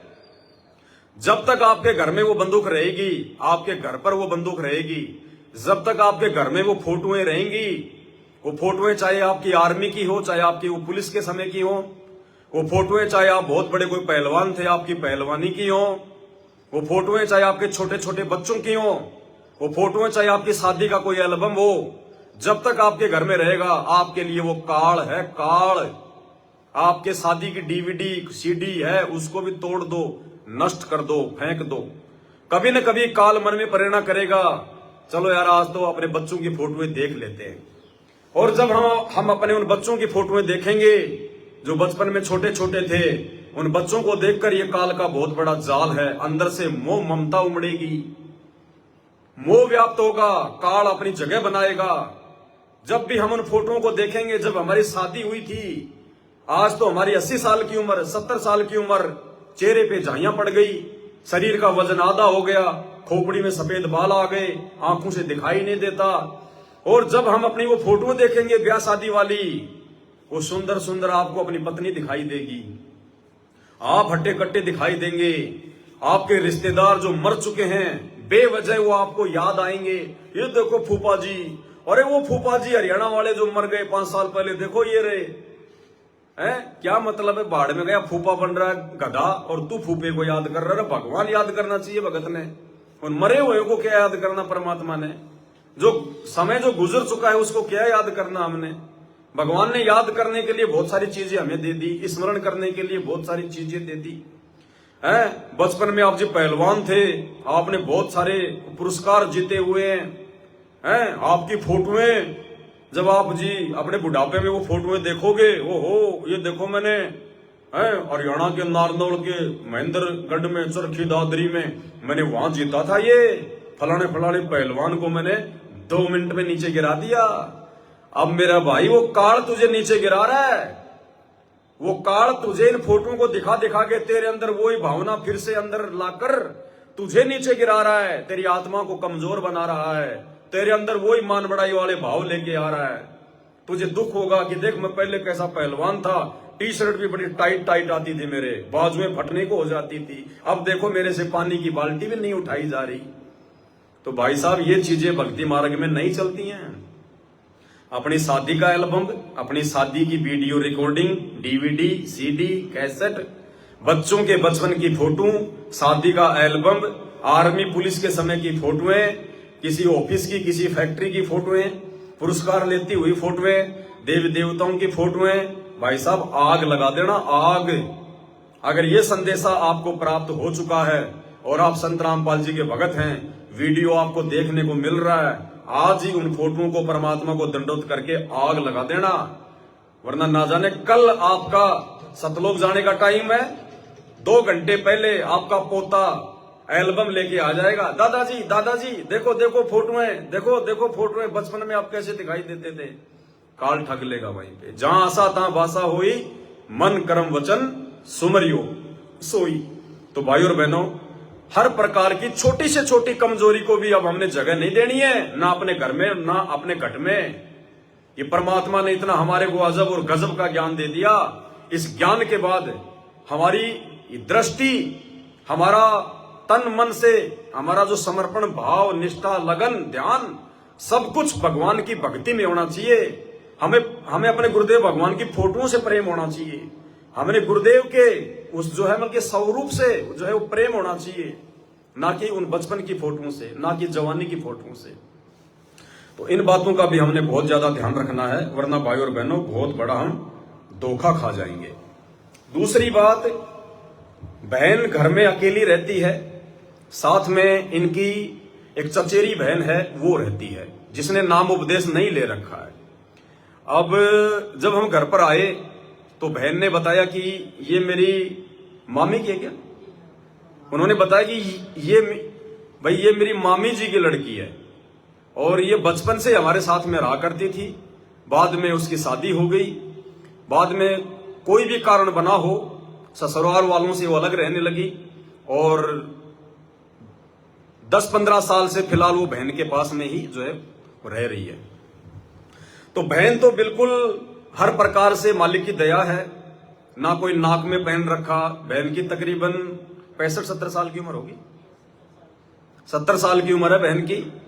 बहन ने कोई भी हार श्रृंगार नहीं कर रखा, कोई भी गहना वगैरह नहीं पहन रखा, कोई नेल पॉलिश नहीं, कोई मेहंदी नहीं, कुछ नहीं। सफेद बाल हैं, ना कोई मेहंदी वगैरह, कुछ नहीं।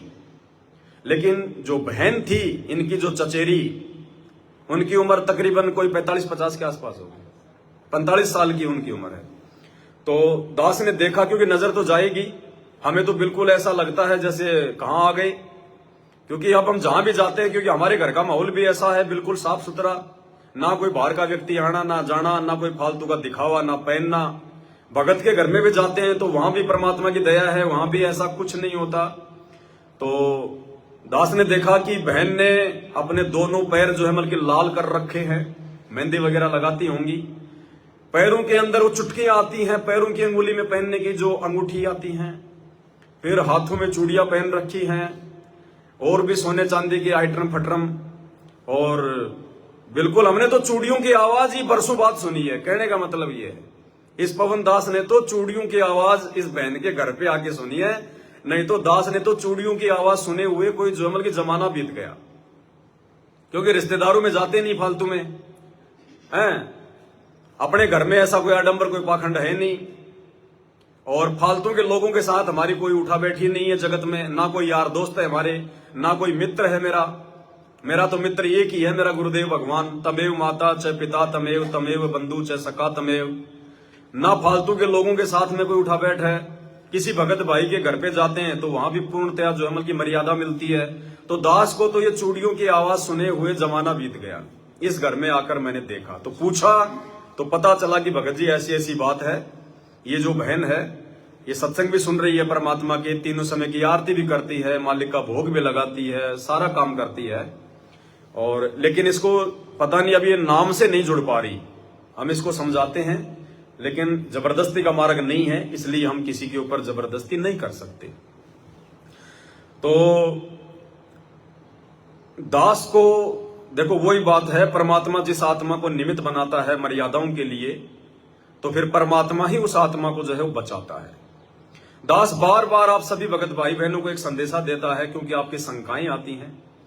आप में से एक भाई ने शंका जाहिर की थी आज से कुछ समय पहले कि भगत जी हम सभी लोग उपदेशी हैं, परमात्मा को भोग लगता है, घर पर भगवान का बेड लग चुका है, मालिक की अखंड वाणियां चल रही हैं, एक प्रकार से घर आश्रम बन गया। और यदि कभी कभार हमारे घर पर कोई अनउपदेशी बुआ बहन या बेटी आ जाती है जिन्होंने नाम दीक्षा नहीं ले रखी है, तो हम उनसे भोजन भंडारा बनवाएं या ना बनवाएं,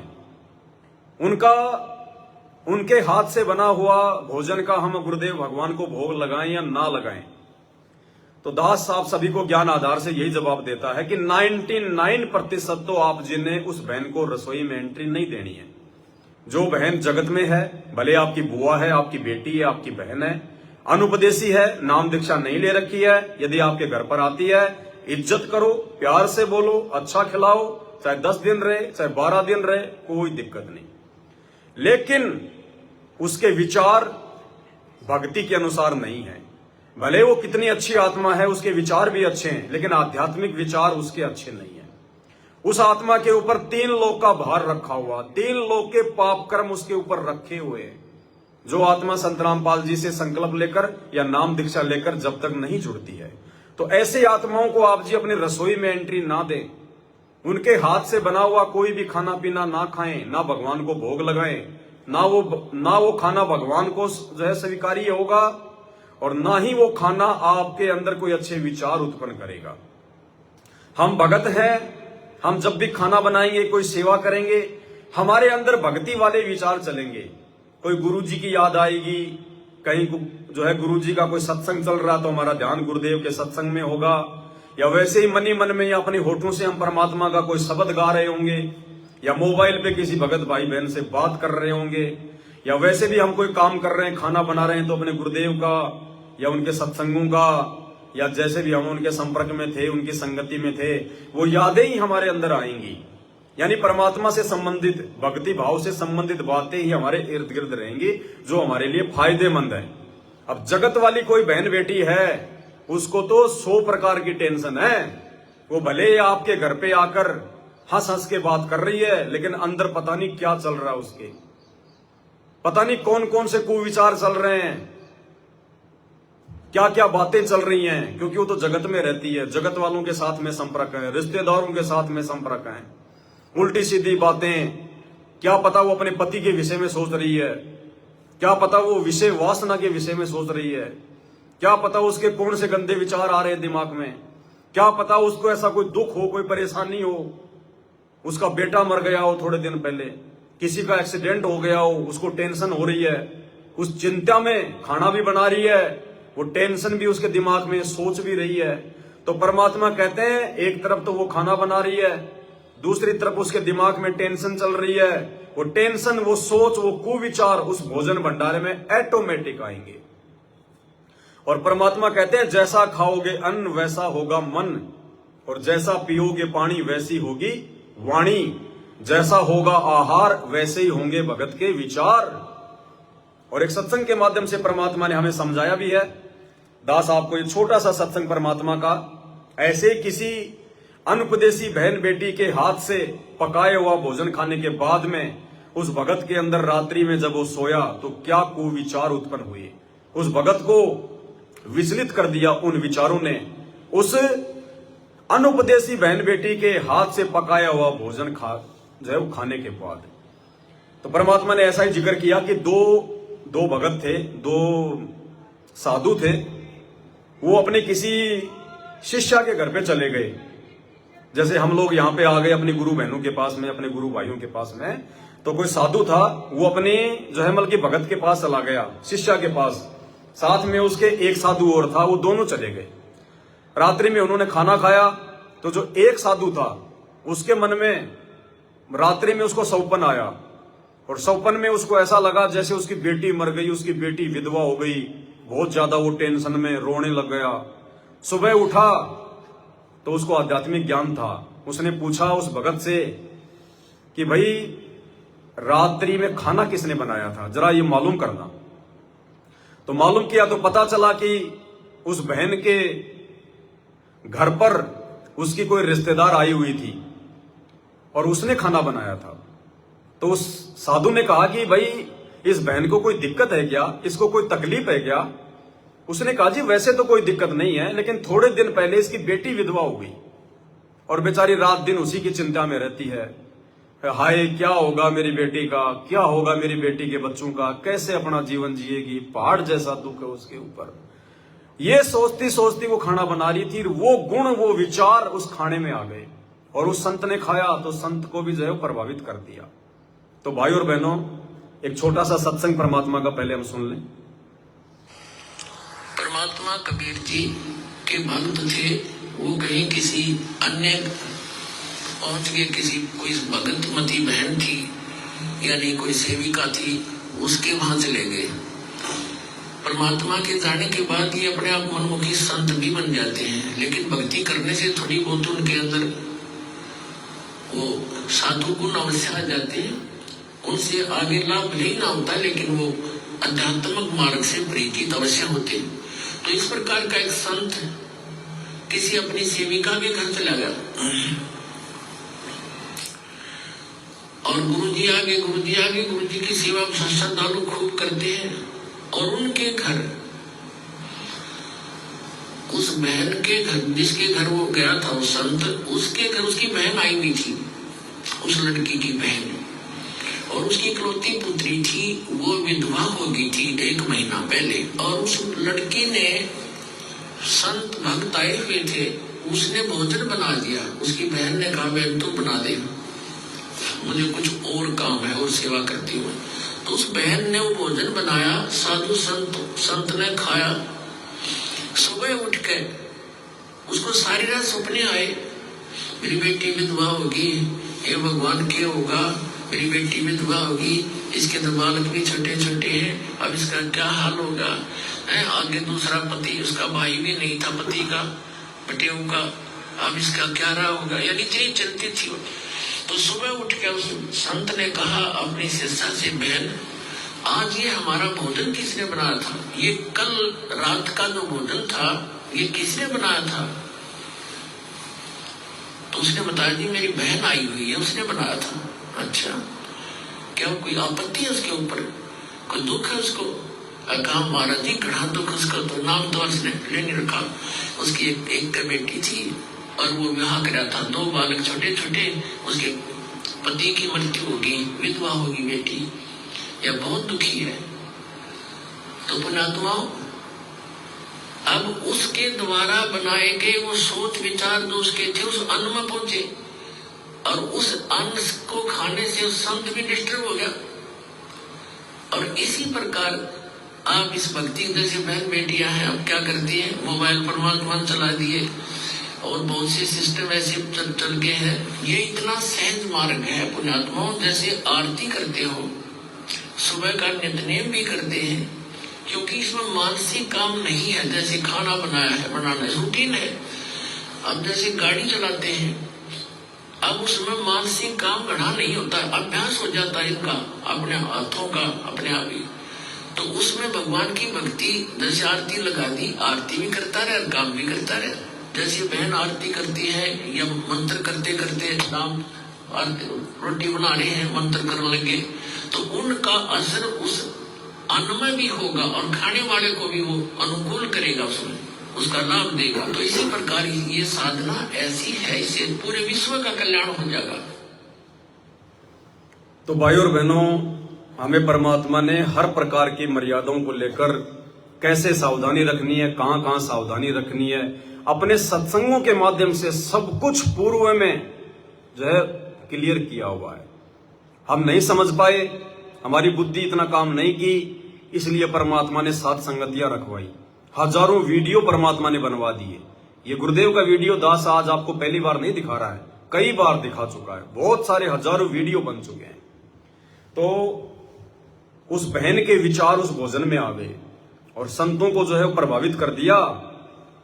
तो इसी प्रकार परमात्मा ने अब इस वीडियो में हमारे को एक जानकारी दी गुरुदेव ने कि परमात्मा के जाने के बाद कुछ भगत जो होते हैं वो मनमुखी हो जाते हैं, लेकिन परमात्मा से प्राप्त भक्ति के आधार से कुछ उनके अंदर चेतना होती है, जिसके कारण उस भगत को मालूम पड़ गया रात्रि में सौपन के माध्यम से कि मैंने जो भोजन खाया है वो क्या था, खाना चाहिए था नहीं खाना चाहिए था। तो देखो पुण्यात्माओं, परमात्मा की दया, उन साधु संतों को तो भोजन खाने के बाद में मालूम पड़ा और दास को परमपिता परमेश्वर सतगुरु रामपाल जी भगवान ने भोजन खाने ही नहीं दिया। दास को परमात्मा ने पहले आभास करवा दिया, घर में एंट्री होते ही परमात्मा ने दास को प्रेरणा कर दी मालिक ने जो है मतलब कि दया बख्शी, कुछ परिस्थितियां भगवान ने ऐसी बना दी, दास को परमात्मा ने वो भोजन खाने नहीं दिया, क्योंकि असल में उस भोजन का भगवान को भोग लगा ही नहीं। भले हम सब ने मिलकर आरती कर दी, लेकिन फिर भी परमात्मा के विधान अनुसार उस भोजन का भगवान को भोग नहीं लगा। और भगवान जिस भोजन को स्वीकार नहीं करते, भोग नहीं लगाते, उस भोजन को खाना हमारे लिए जो है पाप खाने के बराबर है। गीता जी में ऐसा स्पष्ट लिखा हुआ है। जैसे हम आए बहन के घर पे, तो बहन ने जो है मतलब जलराम पकड़ा दिया और एक ट्रे, उस ट्रे में 2 प्लेट थी। एक प्लेट में तो आगरा के पेठे थे और दूसरी ट्रे में कुछ जैसे मतलब की बर्फी वगैरह जो बनाते हैं। तो हमारी तो आदत है, हम बाहर का खाना खाते नहीं बिल्कुल भी, चाहे कोई सलाह जीती क्यों ना लेके आ जाए। नहीं खाना तो नहीं खाना, परमात्मा ने बंद करवा दिया तो करवा दिया।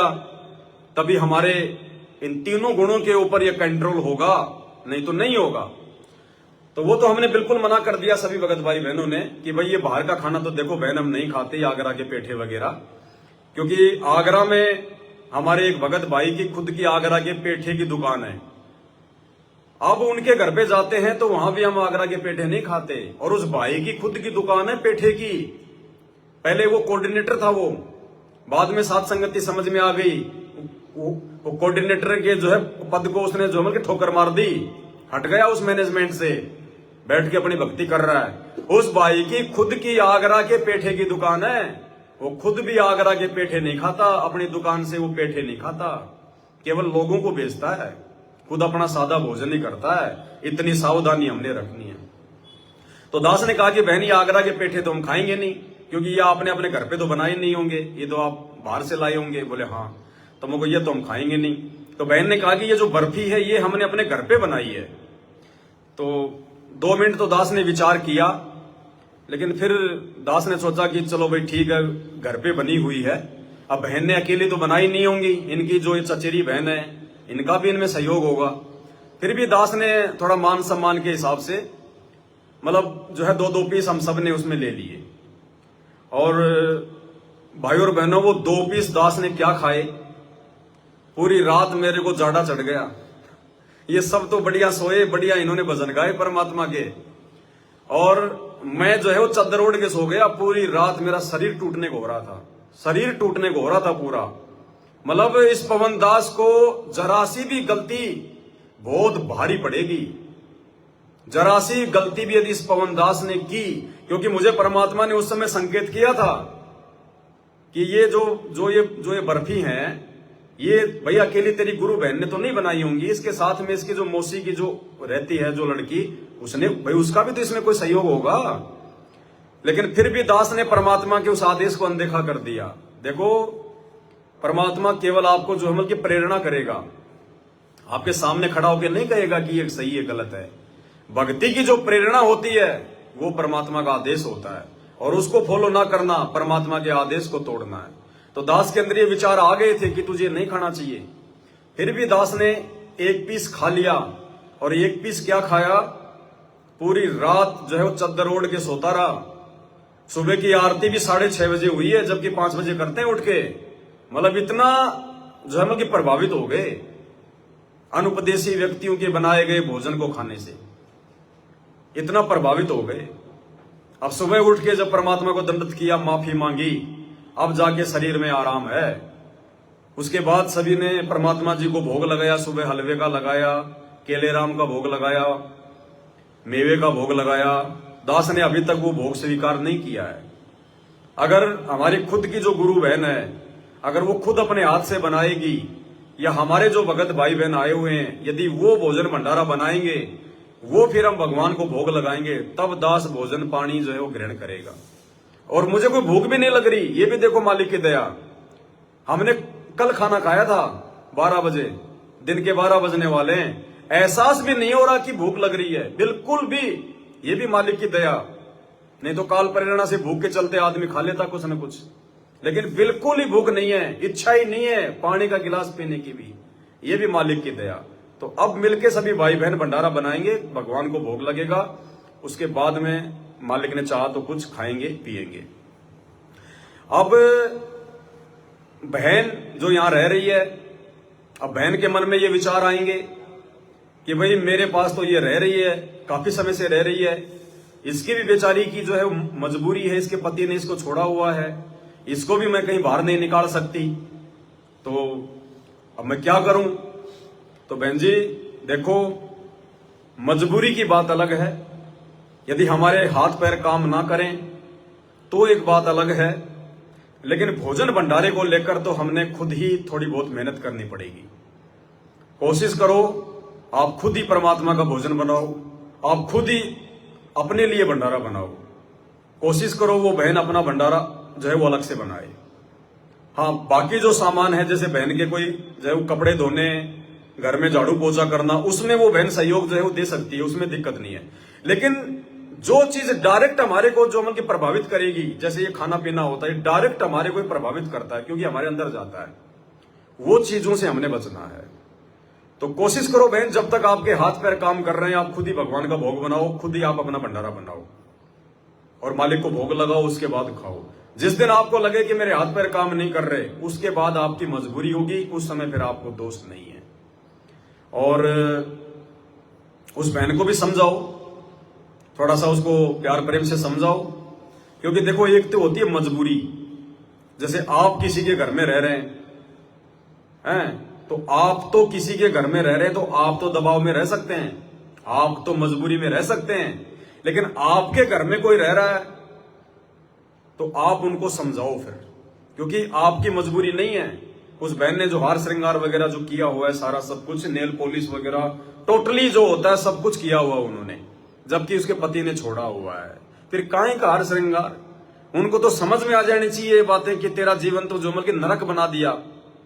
तू जो पूजा पाठ जो कर रही थी, जो बचपन से वो पूजा पाठ वो करते करते भी, वो पंडितों ने तुझे 7 फेरे दिलवाए थे, देवताओं की सौगंध खिलवाई थी, तेरे पति ने कहा था 7 फेरे ले रहा हूं, 7 जन्म तक तेरा पीछा नहीं छोड़ूंगा, एक जन्म भी नहीं निभाया।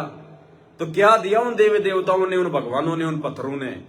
तो उस बहन को तो ज्ञान आधार से सब कुछ तोड़ देना चाहिए, फोड़ देना चाहिए। जब तेरे सुहाग ने तेरे को छोड़ दिया, तो तू कौन सी निशानियां पहन रही है, तू किसको दिखा रही है। जब तेरा पति नहीं देखना चाहता तेरे को, तो तेरे हार श्रृंगार को तू पहन के और किसको दिखाना चाहती है। तो ये अज्ञानता है, मूर्खता है। तो बहन को समझाना चाहिए, मानती है तो ठीक है, नहीं तो आगे का क्या डिसीजन है वो तो बहन ने स्वयं लेना है, हम उनके ऊपर ज्यादा दबाव नहीं दे सकते। ये बहन की अपनी भक्ति का मामला है, क्योंकि जिस घर में पाठ प्रकाश शुरू हो जाता है, जिस घर में परमात्मा स्वयं विराजमान हो जाते हैं, उस घर में फिर ये हार श्रृंगार वगैरह के लिए जगह नहीं होती है बिल्कुल भी। क्योंकि देखो फिर हमारा घर आश्रम बन गया, अब हम किसी आश्रम में जाएं, अपने गुरुदेव भगवान के आश्रम में, तो कोई सोना चांदी पहन के जाता है, कोई नेल पॉलिश लगा के जाता है, कोई फालतू की मेहंदी वेंदी आडंबर करके जाता है। जाने वाला भी अगर उसको विवेक है तो वो शर्माएगा कि जहां मैं जा रहा हूं वो कोई मेरे रिश्तेदार का घर नहीं है, वो आश्रम है। और आश्रम का मतलब मंदिर, मंदिर में कोई गलत काम नहीं, कोई पाखंड, कोई आडंबर नहीं। तो इस प्रकार से भाई और बहनों, भगत का घर, जिस घर में पाठ प्रकाश की वाणियां चलने लग जाती, वो आश्रम बन जाता है, और आश्रम के हिसाब से फिर हमने रहना होता है, अगर परमात्मा की पूर्णतया अगर आपको लाभ चाहिए तो। बाकी तो मालिक कहते हैं, जिन हरि जैसा सुमरिया ताको तैसा लाभ, ओसा प्यास न भाग ही जब लग दसे नहीं आब। पानी की ओस की बूंदे चाटने से प्यास नहीं बुझेगी, गटागट गिलास पे गिलास पीने पड़ेंगे। तो परमात्मा की पूर्ण मर्यादाओं में रहकर ही हम जो है परमेश्वर जी को प्रसन्न जो है वो कर सकते हैं। और भी बहुत सारी बातें हैं। ये फेसबुक पे दास कुछ देख रहा था, एक फोटो आई है मेरे सामने, ये देखिएगा। ये जीने की राह एक पुस्तक है जो हमारी गुरु बहन है, कोई ये सतलोक आश्रम मैनेजमेंट हरियाणा से जुड़ी हुई है। ये किसी को ज्ञान गंगा पुस्तक दे रही है। भाई और बहनों, आप इस फोटो को ध्यान से देखिएगा, ध्यान से देख लो आप इसको। एक तो हमारी गुरु बहन है और एक ये जगत वाली बहन है। लेकिन इस फोटो को देखकर आपको लगेगा कि मर्यादाओं में तो वो जगत वाली बहन है। संत रामपाल जी की जो शिष्या है वो मर्यादाओं में नहीं है। इसके अंदर एक भगत के लक्षण नहीं दिखाई दे रहे, भगत के लक्षण फिर भी जगत वाले में दिखाई दे रहे हैं। संत रामपाल जी की शिष्या को देखिए, सर के बाल मां दुर्गा की तरह फैला रखे, खुले हुए हैं। इसने सर के बाल नहीं बांध रखे, फैले हुए हैं। क्या दिखाना चाह रहे हो भाई? किसको दिखाना चाह रहे हो भाई? क्या साबित करना चाह रहे हो? जगत वाली बहन ने अपने बालों को व्यवस्थित कर रखा है, बांध रखा है। लेकिन संत रामपाल जी की शिष्या जो ज्ञान प्रचार कर रही है, जो ज्ञान समझा रही है, अरे अभी तो आपने ज्ञान समझने की जरूरत है। आपके सामने जो जगत वाली बहन है, जिसने लाल लाल ये चुंदरी पहन रखी है, उसने अपने बालों को ठीक कर रखा है, और तुम क्या कर रखी हो? अपने बालों को फैला रखा है। ये संत रामपाल जी की शिष्याओं के लक्षण नहीं है। भले आपने नाम उपदेश ले लिया, लेकिन असल में आप संत रामपाल जी की शिष्या नहीं हो। आप अपने बालों को देखिए, अपनी हालत को देखिएगा। जगत वाली बहन को देखिएगा। जगत वाली बहन ने जो कपड़े पहन रखे, ढीले ढाले पहन रखे हैं, सभ्य कपड़े पहन रखे हैं। लेकिन हमारी जो गुरु बहन है, जो सतलोक आश्रम से जुड़ी हुई है, आप इसका ये कुर्ता देखिएगा। आप कुर्ता देखिए कितना टाइट है। शरीर के जो अंग हैं वो जयमल के उभरे हुए दिखाई दे रहे हैं। परमात्मा ने कहा कि ढीले ढाले कपड़े पहनो, सादे कपड़े पहनो। जगत वाली बहन को देखिए, उसकी जो ये चुनरी है उसके हाथों के नीचे तक है। हमारी बहन को देखिए, इसकी जो बाजुएं हैं ऊपर तक चढ़ी हुई हैं। जबकि संत रामपाल जी का आदेश है, माता बहनें जो कपड़े पहने, जो ब्लाउज वगैरह पहने, उनकी जो ये आस्तीन होती है, जो बाजू होती है, वो कोहनी के नीचे तक होनी चाहिए, और ढीले ढाले होने चाहिए, टाइट नहीं होने चाहिए ब्लाउज वगैरह, कुर्ते वगैरह। देखिए बहन का ये देखिए बाजू सलमान खान की तरह कहां चढ़ा रखा है। ये भक्तों को शोभा नहीं देता।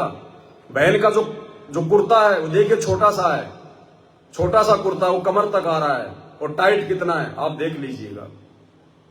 तो ये भक्तों के लक्षण नहीं है। भाई और बहनों, बहुत कमियां हैं। हम जगत को तो ज्ञान समझा रहे हैं, ज्ञान गंगा देकर, और खुद देखिए ये जगत वाली तो लग रही है कि भगत है, और ये भगत लग रही है ये जगत वाली है।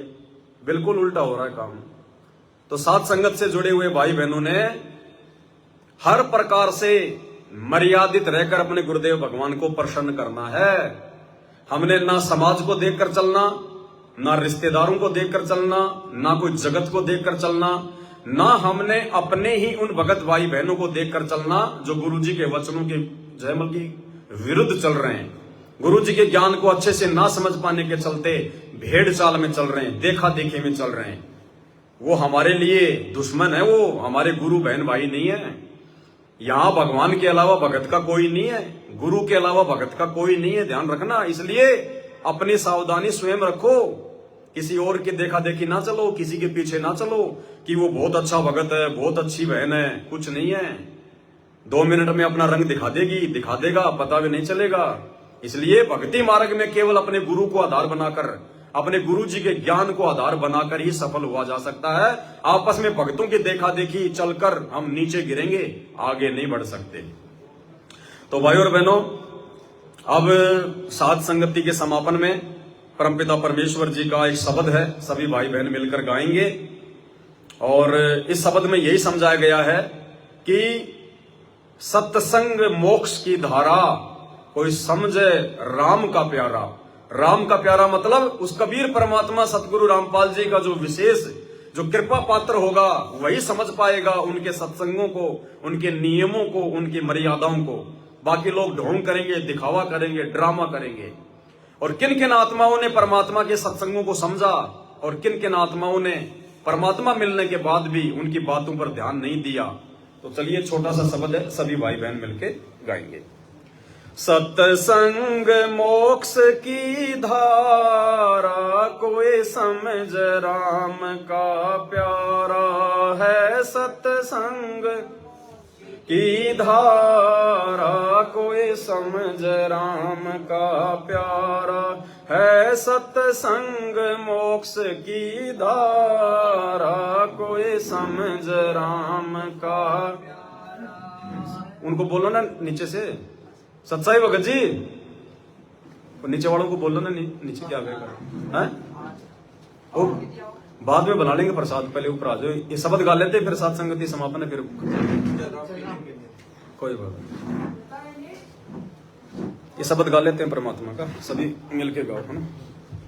सत्संग मोक्ष की धारा, कोई समझ राम का प्यारा है। सत्संग मोक्ष की धारा, कोई समझ राम का प्यारा है। सत्संग मोक्ष की धारा, कोई समझ राम का प्यारा है। सत्संग मोक्ष की धारा, कोई समझ राम का प्यारा। यानी सत्संग का मतलब ज्ञान, ज्ञान ही मोक्ष की धारा है। यानी ज्ञान को समझकर अपने गुरुदेव के वचनों पर चलकर ही हम यहां से मुक्ति प्राप्त कर सकते हैं, अन्यथा दूसरा कोई भी तरीका इस संसार में नहीं है। और ये सत्संग, ये गुरु का ज्ञान केवल कोई विवेकी भगत ही समझ पाएगा, कोई सतगुरु का प्यारा भगत ही समझ पाएगा। राम का मतलब यहाँ कोई दशरथ पुत्र राम नहीं है। राम का मतलब साहेब, परमात्मा, भगवान, जो आज धरती पर संत रामपाल जी के रूप में प्रकट हैं।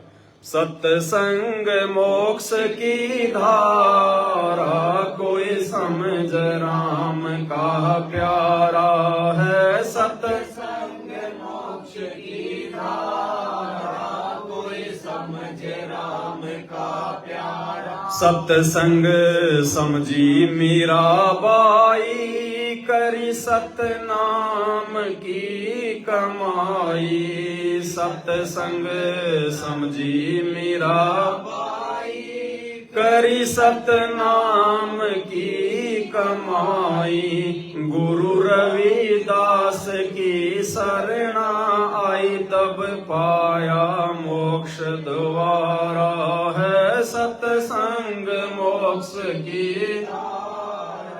कोई समझ राम का प्यारा है। सत्संग मोक्ष की धारा, कोई समझ राम का प्यारा। कौन कौन समझा सत्संग? सत्संग समझी मीराबाई, करी सतनाम की कमाई। वो सच्चा नाम, वो 2 अक्षर का नाम जो वर्तमान में पूरी सृष्टि में केवल सतगुरु रामपाल जी परमेश्वर जी के पास है, उन्हीं के द्वारा दिए जाने से वो अपना काम करेगा। मनमुखी जाप करने से भी कोई काम नहीं करेगा। तो मीराबाई ने सत्संग समझा, सतनाम की कमाई की, भक्ति की। गुरु रविदास की शरणा पाई, तब पाया मोक्ष द्वारा। अब रविदास जी कोई गुरु नहीं थे, रविदास जी कोई नाम दीक्षा देने के अधिकारी नहीं थे। रविदास जी तो 650 साल पहले खुद कबीर जी के भगत थे, उनके चेले थे। तो रविदास जी के रूप में जो लीलाएं आज आप और हम जो देखते हैं, जो सुनते हैं कि भाई रविदास जी ने जो है ब्राह्मणों के भंडारे में सवामण जनेऊ जो है उनका जो है तुड़वाया था। रविदास जी ने अपने शरीर पर सोने का जनेऊ दिखाया। रविदास जी ने जहां पे वो जूतियां वगैरह वो गांठने का काम किया करते थे, वहां से उन्होंने सोने का वो कड़ा निकाल दिया। गंगा जी ने उनकी कोडी को भी जो है मतलब कंगन में जो है वो तब्दील कर दिया। और भी बहुत सारी लीलाएं, ये लीलाएं रविदास जी ने नहीं की। रविदास जी इस काबिल नहीं थे, रविदास जी में इतनी भक्ति शक्ति नहीं थी। वो एक भगत थे। उनके रूप में जितनी भी लीलाएं आप और हम सुनते हैं, सब सतगुरु रामपाल जी भगवान ने, उस कबीर परमात्मा ने जो 650 साल पहले आए थे, उन्होंने की थी, रविदास जी ने नहीं की। तो मीरा जी को जो नाम दीक्षा है वो रविदास जी ने नहीं दी थी, बल्कि रविदास जी का रूप बनाकर उस कबीर परमात्मा सतगुरु रामपाल जी भगवान ने दी थी। क्या बताया गुरु जी ने? देखो, सत्संग से समझना पड़ेगा सारी बातें, और सत्संग गुरुदेव के ज्ञान बिना समझ में नहीं आती। परमात्मा ने क्या बताया कि मीराबाई सुबह सुबह मंदिर में जाती थी। एक दिन मालिक ने ऐसी दया बख्शी, रास्ते में अपना कोई सत्संग शुरू कर दिया। मीराबाई ने आते समय वो सत्संग सुना, बातें समझ में आई, सवाल जवाब किए, नाम लेने की इच्छा हुई। दूसरे दिन मीराबाई नाम दीक्षा लेने के लिए आई। तो परमात्मा ने क्या कहा कबीर जी ने कि भाई मीराबाई, वो भगत रविदास बैठा उधर, उससे जाके नाम दीक्षा ले ले। तो मीराबाई उधर जाके नाम दीक्षा लेके आ गई। बाद में सतगुरु रामपाल जी ने क्या बताया कि नाम दीक्षा तो कबीर जी भी दे सकते थे, रविदास जी के पास में क्यों भेजा मीरा को? क्योंकि रविदास जी जो है वो चमार जाति से थे और 650 साल पहले चमार जाति को बहुत ही ज्यादा जो मतलब हे समझा जाता था, नीच समझा जाता था। लोग उनके संपर्क में नहीं रहा करते थे, उनको अशुद्ध समझा जाता था, उनका हाथ भी लग जाता तो लोग नहाते थे, इतनी छुआछात थी। तो परमात्मा ने यह देखना चाहा था कि मीरा बाई है ठाकुरों की लड़की, ये है राठौड़ खानदान में राजपूत, राजपूतों का दबदबा, राजपूत अपने आप को पता नहीं क्या समझते थे, बहुत बड़े समझते थे, ऊंचे समझते थे। तो मीरा बाई अगर भगत होगी, वास्तव में भक्ति के लायक होगी, तो ये जात पात को नहीं देखेगी और अपने जाति अभिमान को त्याग कर कि मैं राजपूत हूं, मैं राठौड़ हूं, चुपचाप जाके जो है वो चमार जाति में उत्पन्न रविदास जी से नाम दीक्षा ले लेगी। ये देखने के लिए कि अगर मीराबाई अगर असल में भगत होगी तो जाति अभिमान को ना देखकर सीधे जाकर चमार से नाम ले लेगी। अब भाई और बहनों विचार करो, अगर परमात्मा ने इसी मकसद से अगर मीराबाई को रविदास जी के पास भेजा कि रविदास जी जो है चमार जाति में थे, तो कबीर जी 650 साल पहले कौन से ब्राह्मण जाति में आए हुए थे? वो भी धाड़क थे। धाड़क तो चमार से भी ज्यादा नीचे हुआ करता है। सामाजिक दृष्टि में उस समय धाड़क को तो चमार से भी ज्यादा नीचे समझा जाता था। तो खाली इसी मकसद से नहीं भेजा था, ये लीला थी परमात्मा की। नहीं तो खुद कबीर भगवान भी तो धाड़क थे, क्या मीरा को नहीं पता था इस बात का? अगर नाम दीक्षा नहीं लेनी होती तो वो तो धाड़क से भी नहीं लेती। लेकिन ये परमात्मा की लीला थी, परमात्मा ने ही रविदास जी का रूप बनाया था और रविदास जी से नाम दीक्षा लेने के लिए उनको वहां पे जो है वो भेजा था और रविदास जी के रूप में कबीर परमात्मा ने ही मीराबाई को दीक्षा दी थी। सत्संग समझा से सियाणा, हो गया साहेब कबीर का आना। सत्संग समझा से सियाणा, हो गया साहेब कबीर का आना।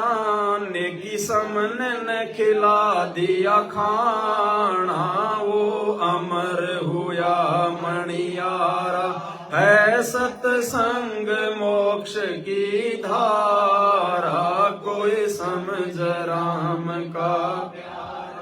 है सत्संग मोक्ष की धारा, कोई समझ राम का प्यारा। सत्संग समझा सेऊ स्याणा, हो गया साहिब कबीर का आना। नेकी समन ने खिला दिया खाना, वो हमर हुआ मणियारा। देखो, ये भी बहुत बड़ी एक लीला थी परमात्मा की।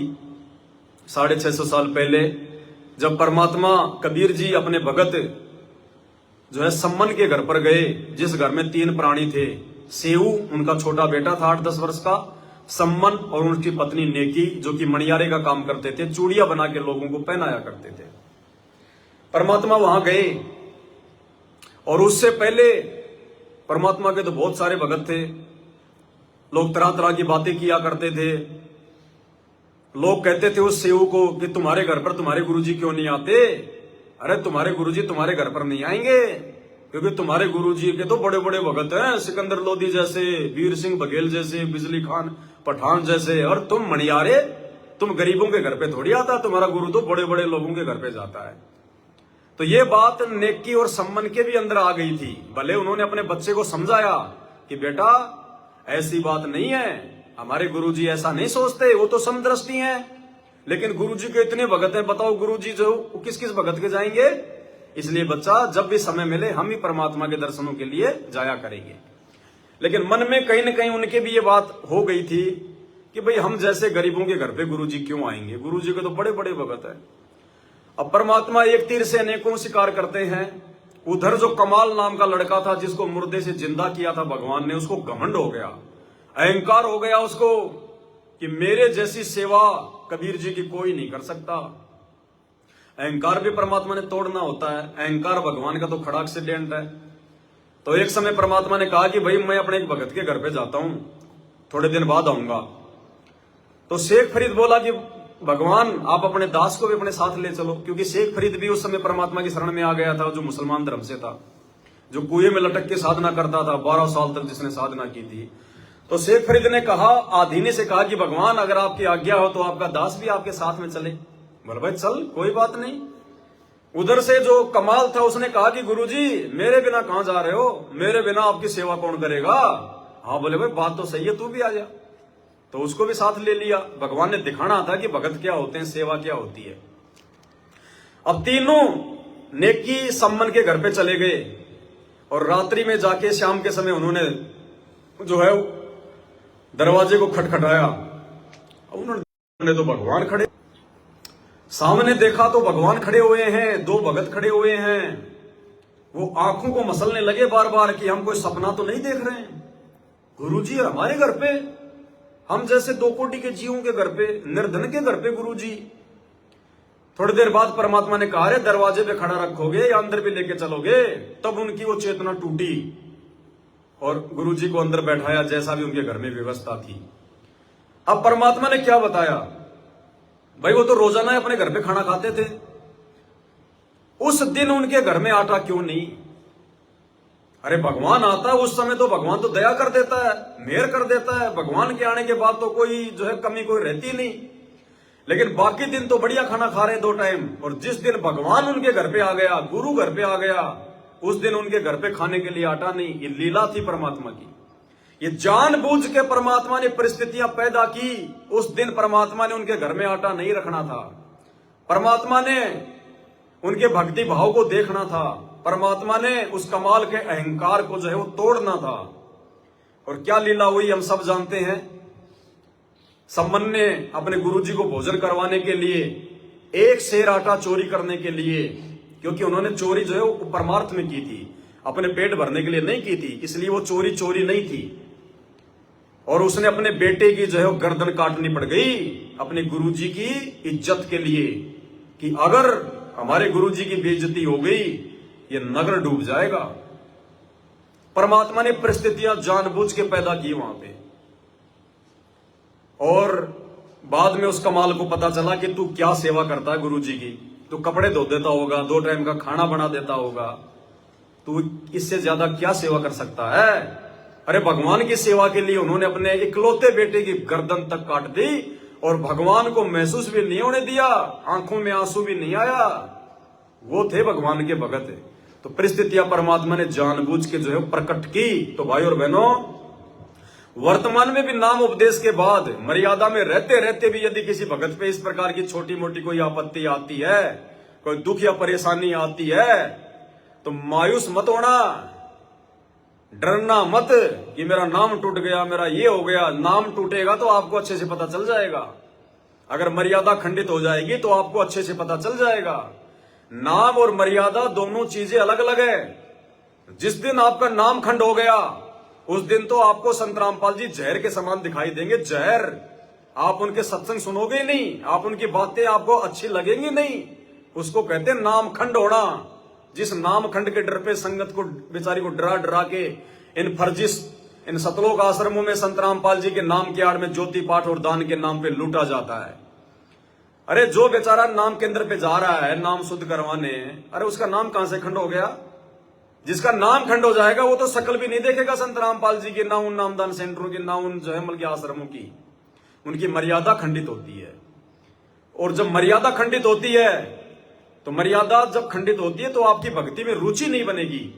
आपकी भक्ति में रुचि नहीं बनेगी, आरती करने में आपकी रुचि नहीं बनेगी, आप जिस जमल की गफलत करने लग जाओगे, सत्संग सुनने में आपकी रुचि नहीं बनेगी। उसको कहते हैं मर्यादा टूटना। और नाम टूटने का मतलब होता है गुरु जी आपके हृदय से बाहर निकल जाते हैं, आपको परमात्मा फिर अच्छे भी नहीं लगेंगे।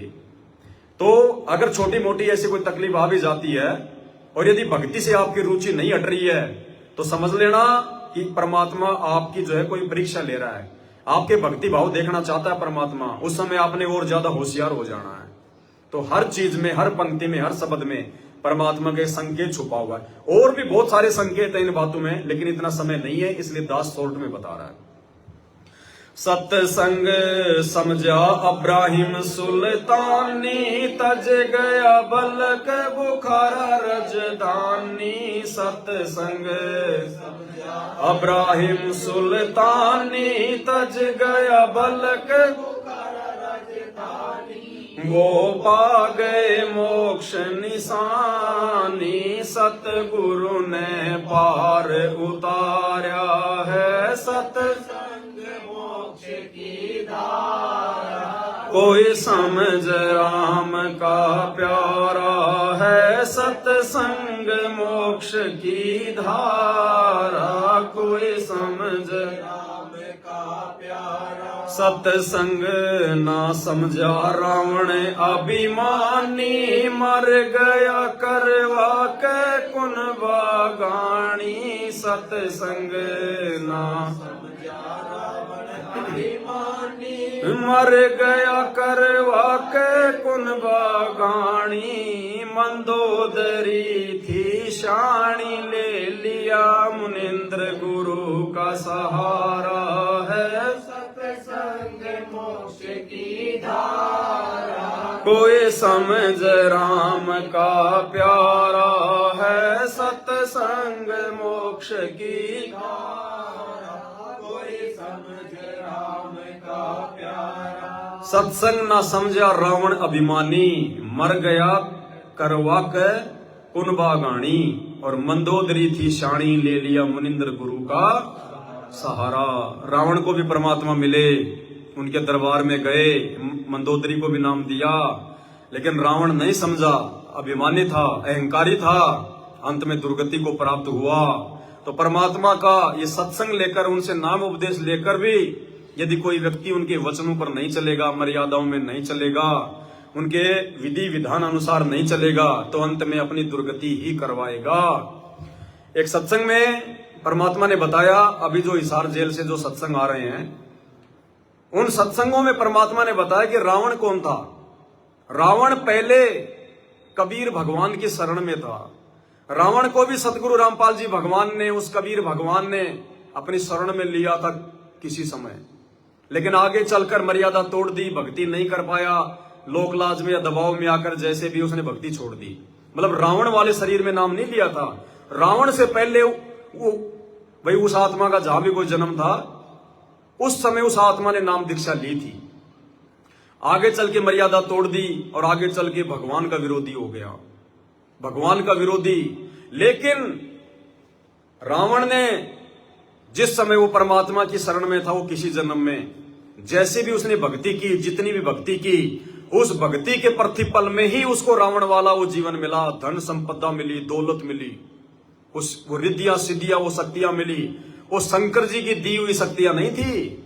जैसे रावण किसी नीम हकीम गुरु के कहने पे जो है भगवान शंकर की पूजा करता था, अपना इष्ट मानता था, लेकिन वो शक्तियां जो रावण के पास में थी, आकाश में उड़ जाने की, देवताओं को हराने की, 33 करोड़ देव देवताओं को जेल में डालने की, सोने की लंका बनाने की, छोटा बड़ा रूप बनाने की, अंतर ध्यान होने की, वो सिद्धियां, वो शक्तियां शंकर भगवान के कारण नहीं थी, शंकर भगवान की भक्ति से नहीं थी।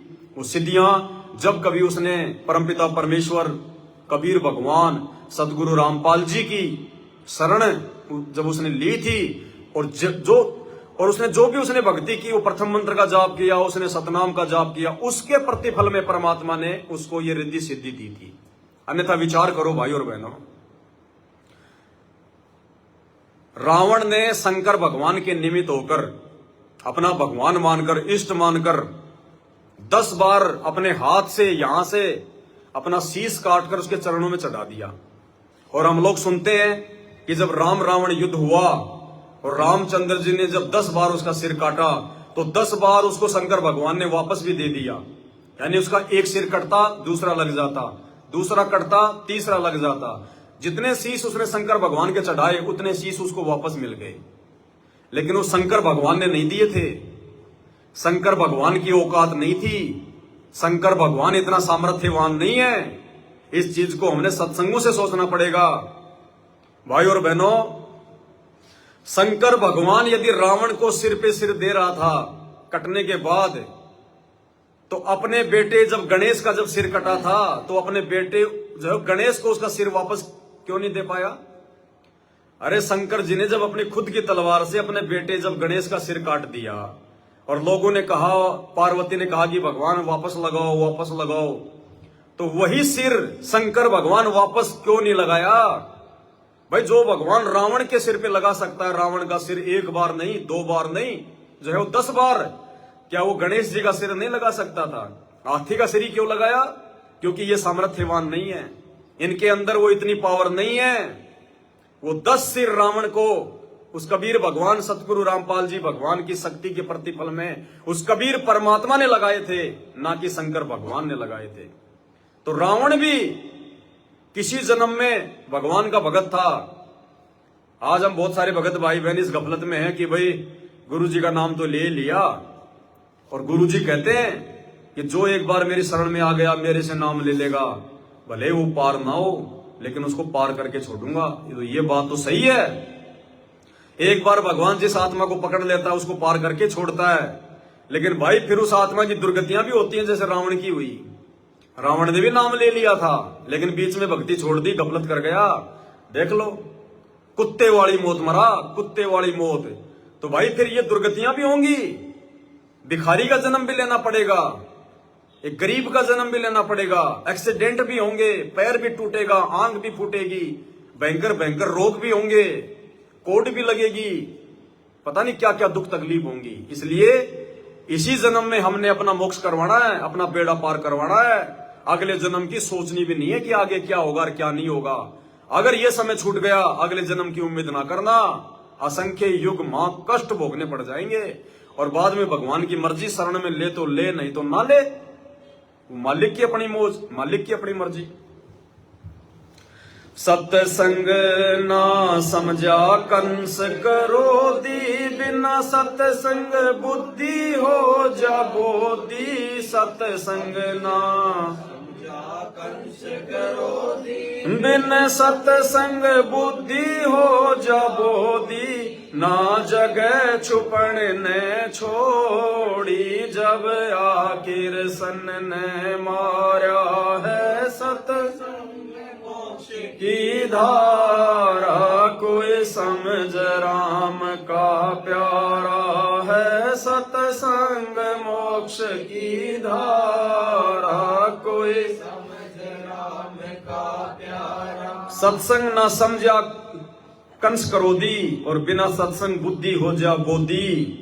ना जगह छुपन न छोड़ी, जब आखिर सन ने सत्संग लेकर। क्योंकि देखो, चाहे रावण हो, चाहे कंस हो, चाहे हिरण्यकश्यप हो, चाहे दुर्योधन हो, इस संसार में जितनी भी आत्माएं हैं, भले वो आत्माएं आज गधे कुत्ते सूअर की योनि में हो, भले वो इंसान योनि में हो, हर आत्मा कभी न कभी किसी न किसी जन्म में सतगुरु रामपाल जी भगवान की शरण में रह चुकी है।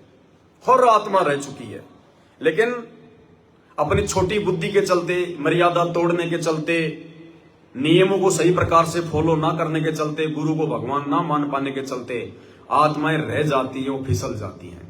फिर भी वो दयालु परमात्मा मौका देता है उन आत्माओं को, फिर किसी जन्म में मौका देता है, लेकिन समय बहुत ज्यादा लंबा हो जाता है। तो जो विवेकी भगत है उन्होंने विचार करना चाहिए, समय को ज्यादा लंबा नहीं खींचना चाहिए। तो भाई और बहनों, और भी बहुत सारी चौपाइयां हैं, परमात्मा दया करेंगे, क्योंकि ज्यादा समय एक ही जगह पे बैठे रहने के कारण थोड़ा सा कमर में दर्द वगैरह शुरू हो जाता है, फिर उस हिसाब से आपको नहीं समझा पाते हैं, ध्यान थोड़ा फिर पीछे चला जाता है कमर पे। तो फिर परमात्मा दया करेंगे। आज की साथ संगति में केवल इतना ही। आज की साथ संगति के लिए परमात्मा ने हमें जो समय दिया, जो जानकारियां परमात्मा ने हमें एक दूसरे भगत भाई बहनों के माध्यम से उपलब्ध करवाई, उनके लिए हम परमपिता परमेश्वर सतगुरु रामपाल जी भगवान का कोटि कोटि धन्यवाद करते हैं। इसी प्रकार से परमात्मा अपने बच्चों पर दया बनाए रखे। बंदी छोड़ सतगुरु रामपाल जी भगवान की जय हो।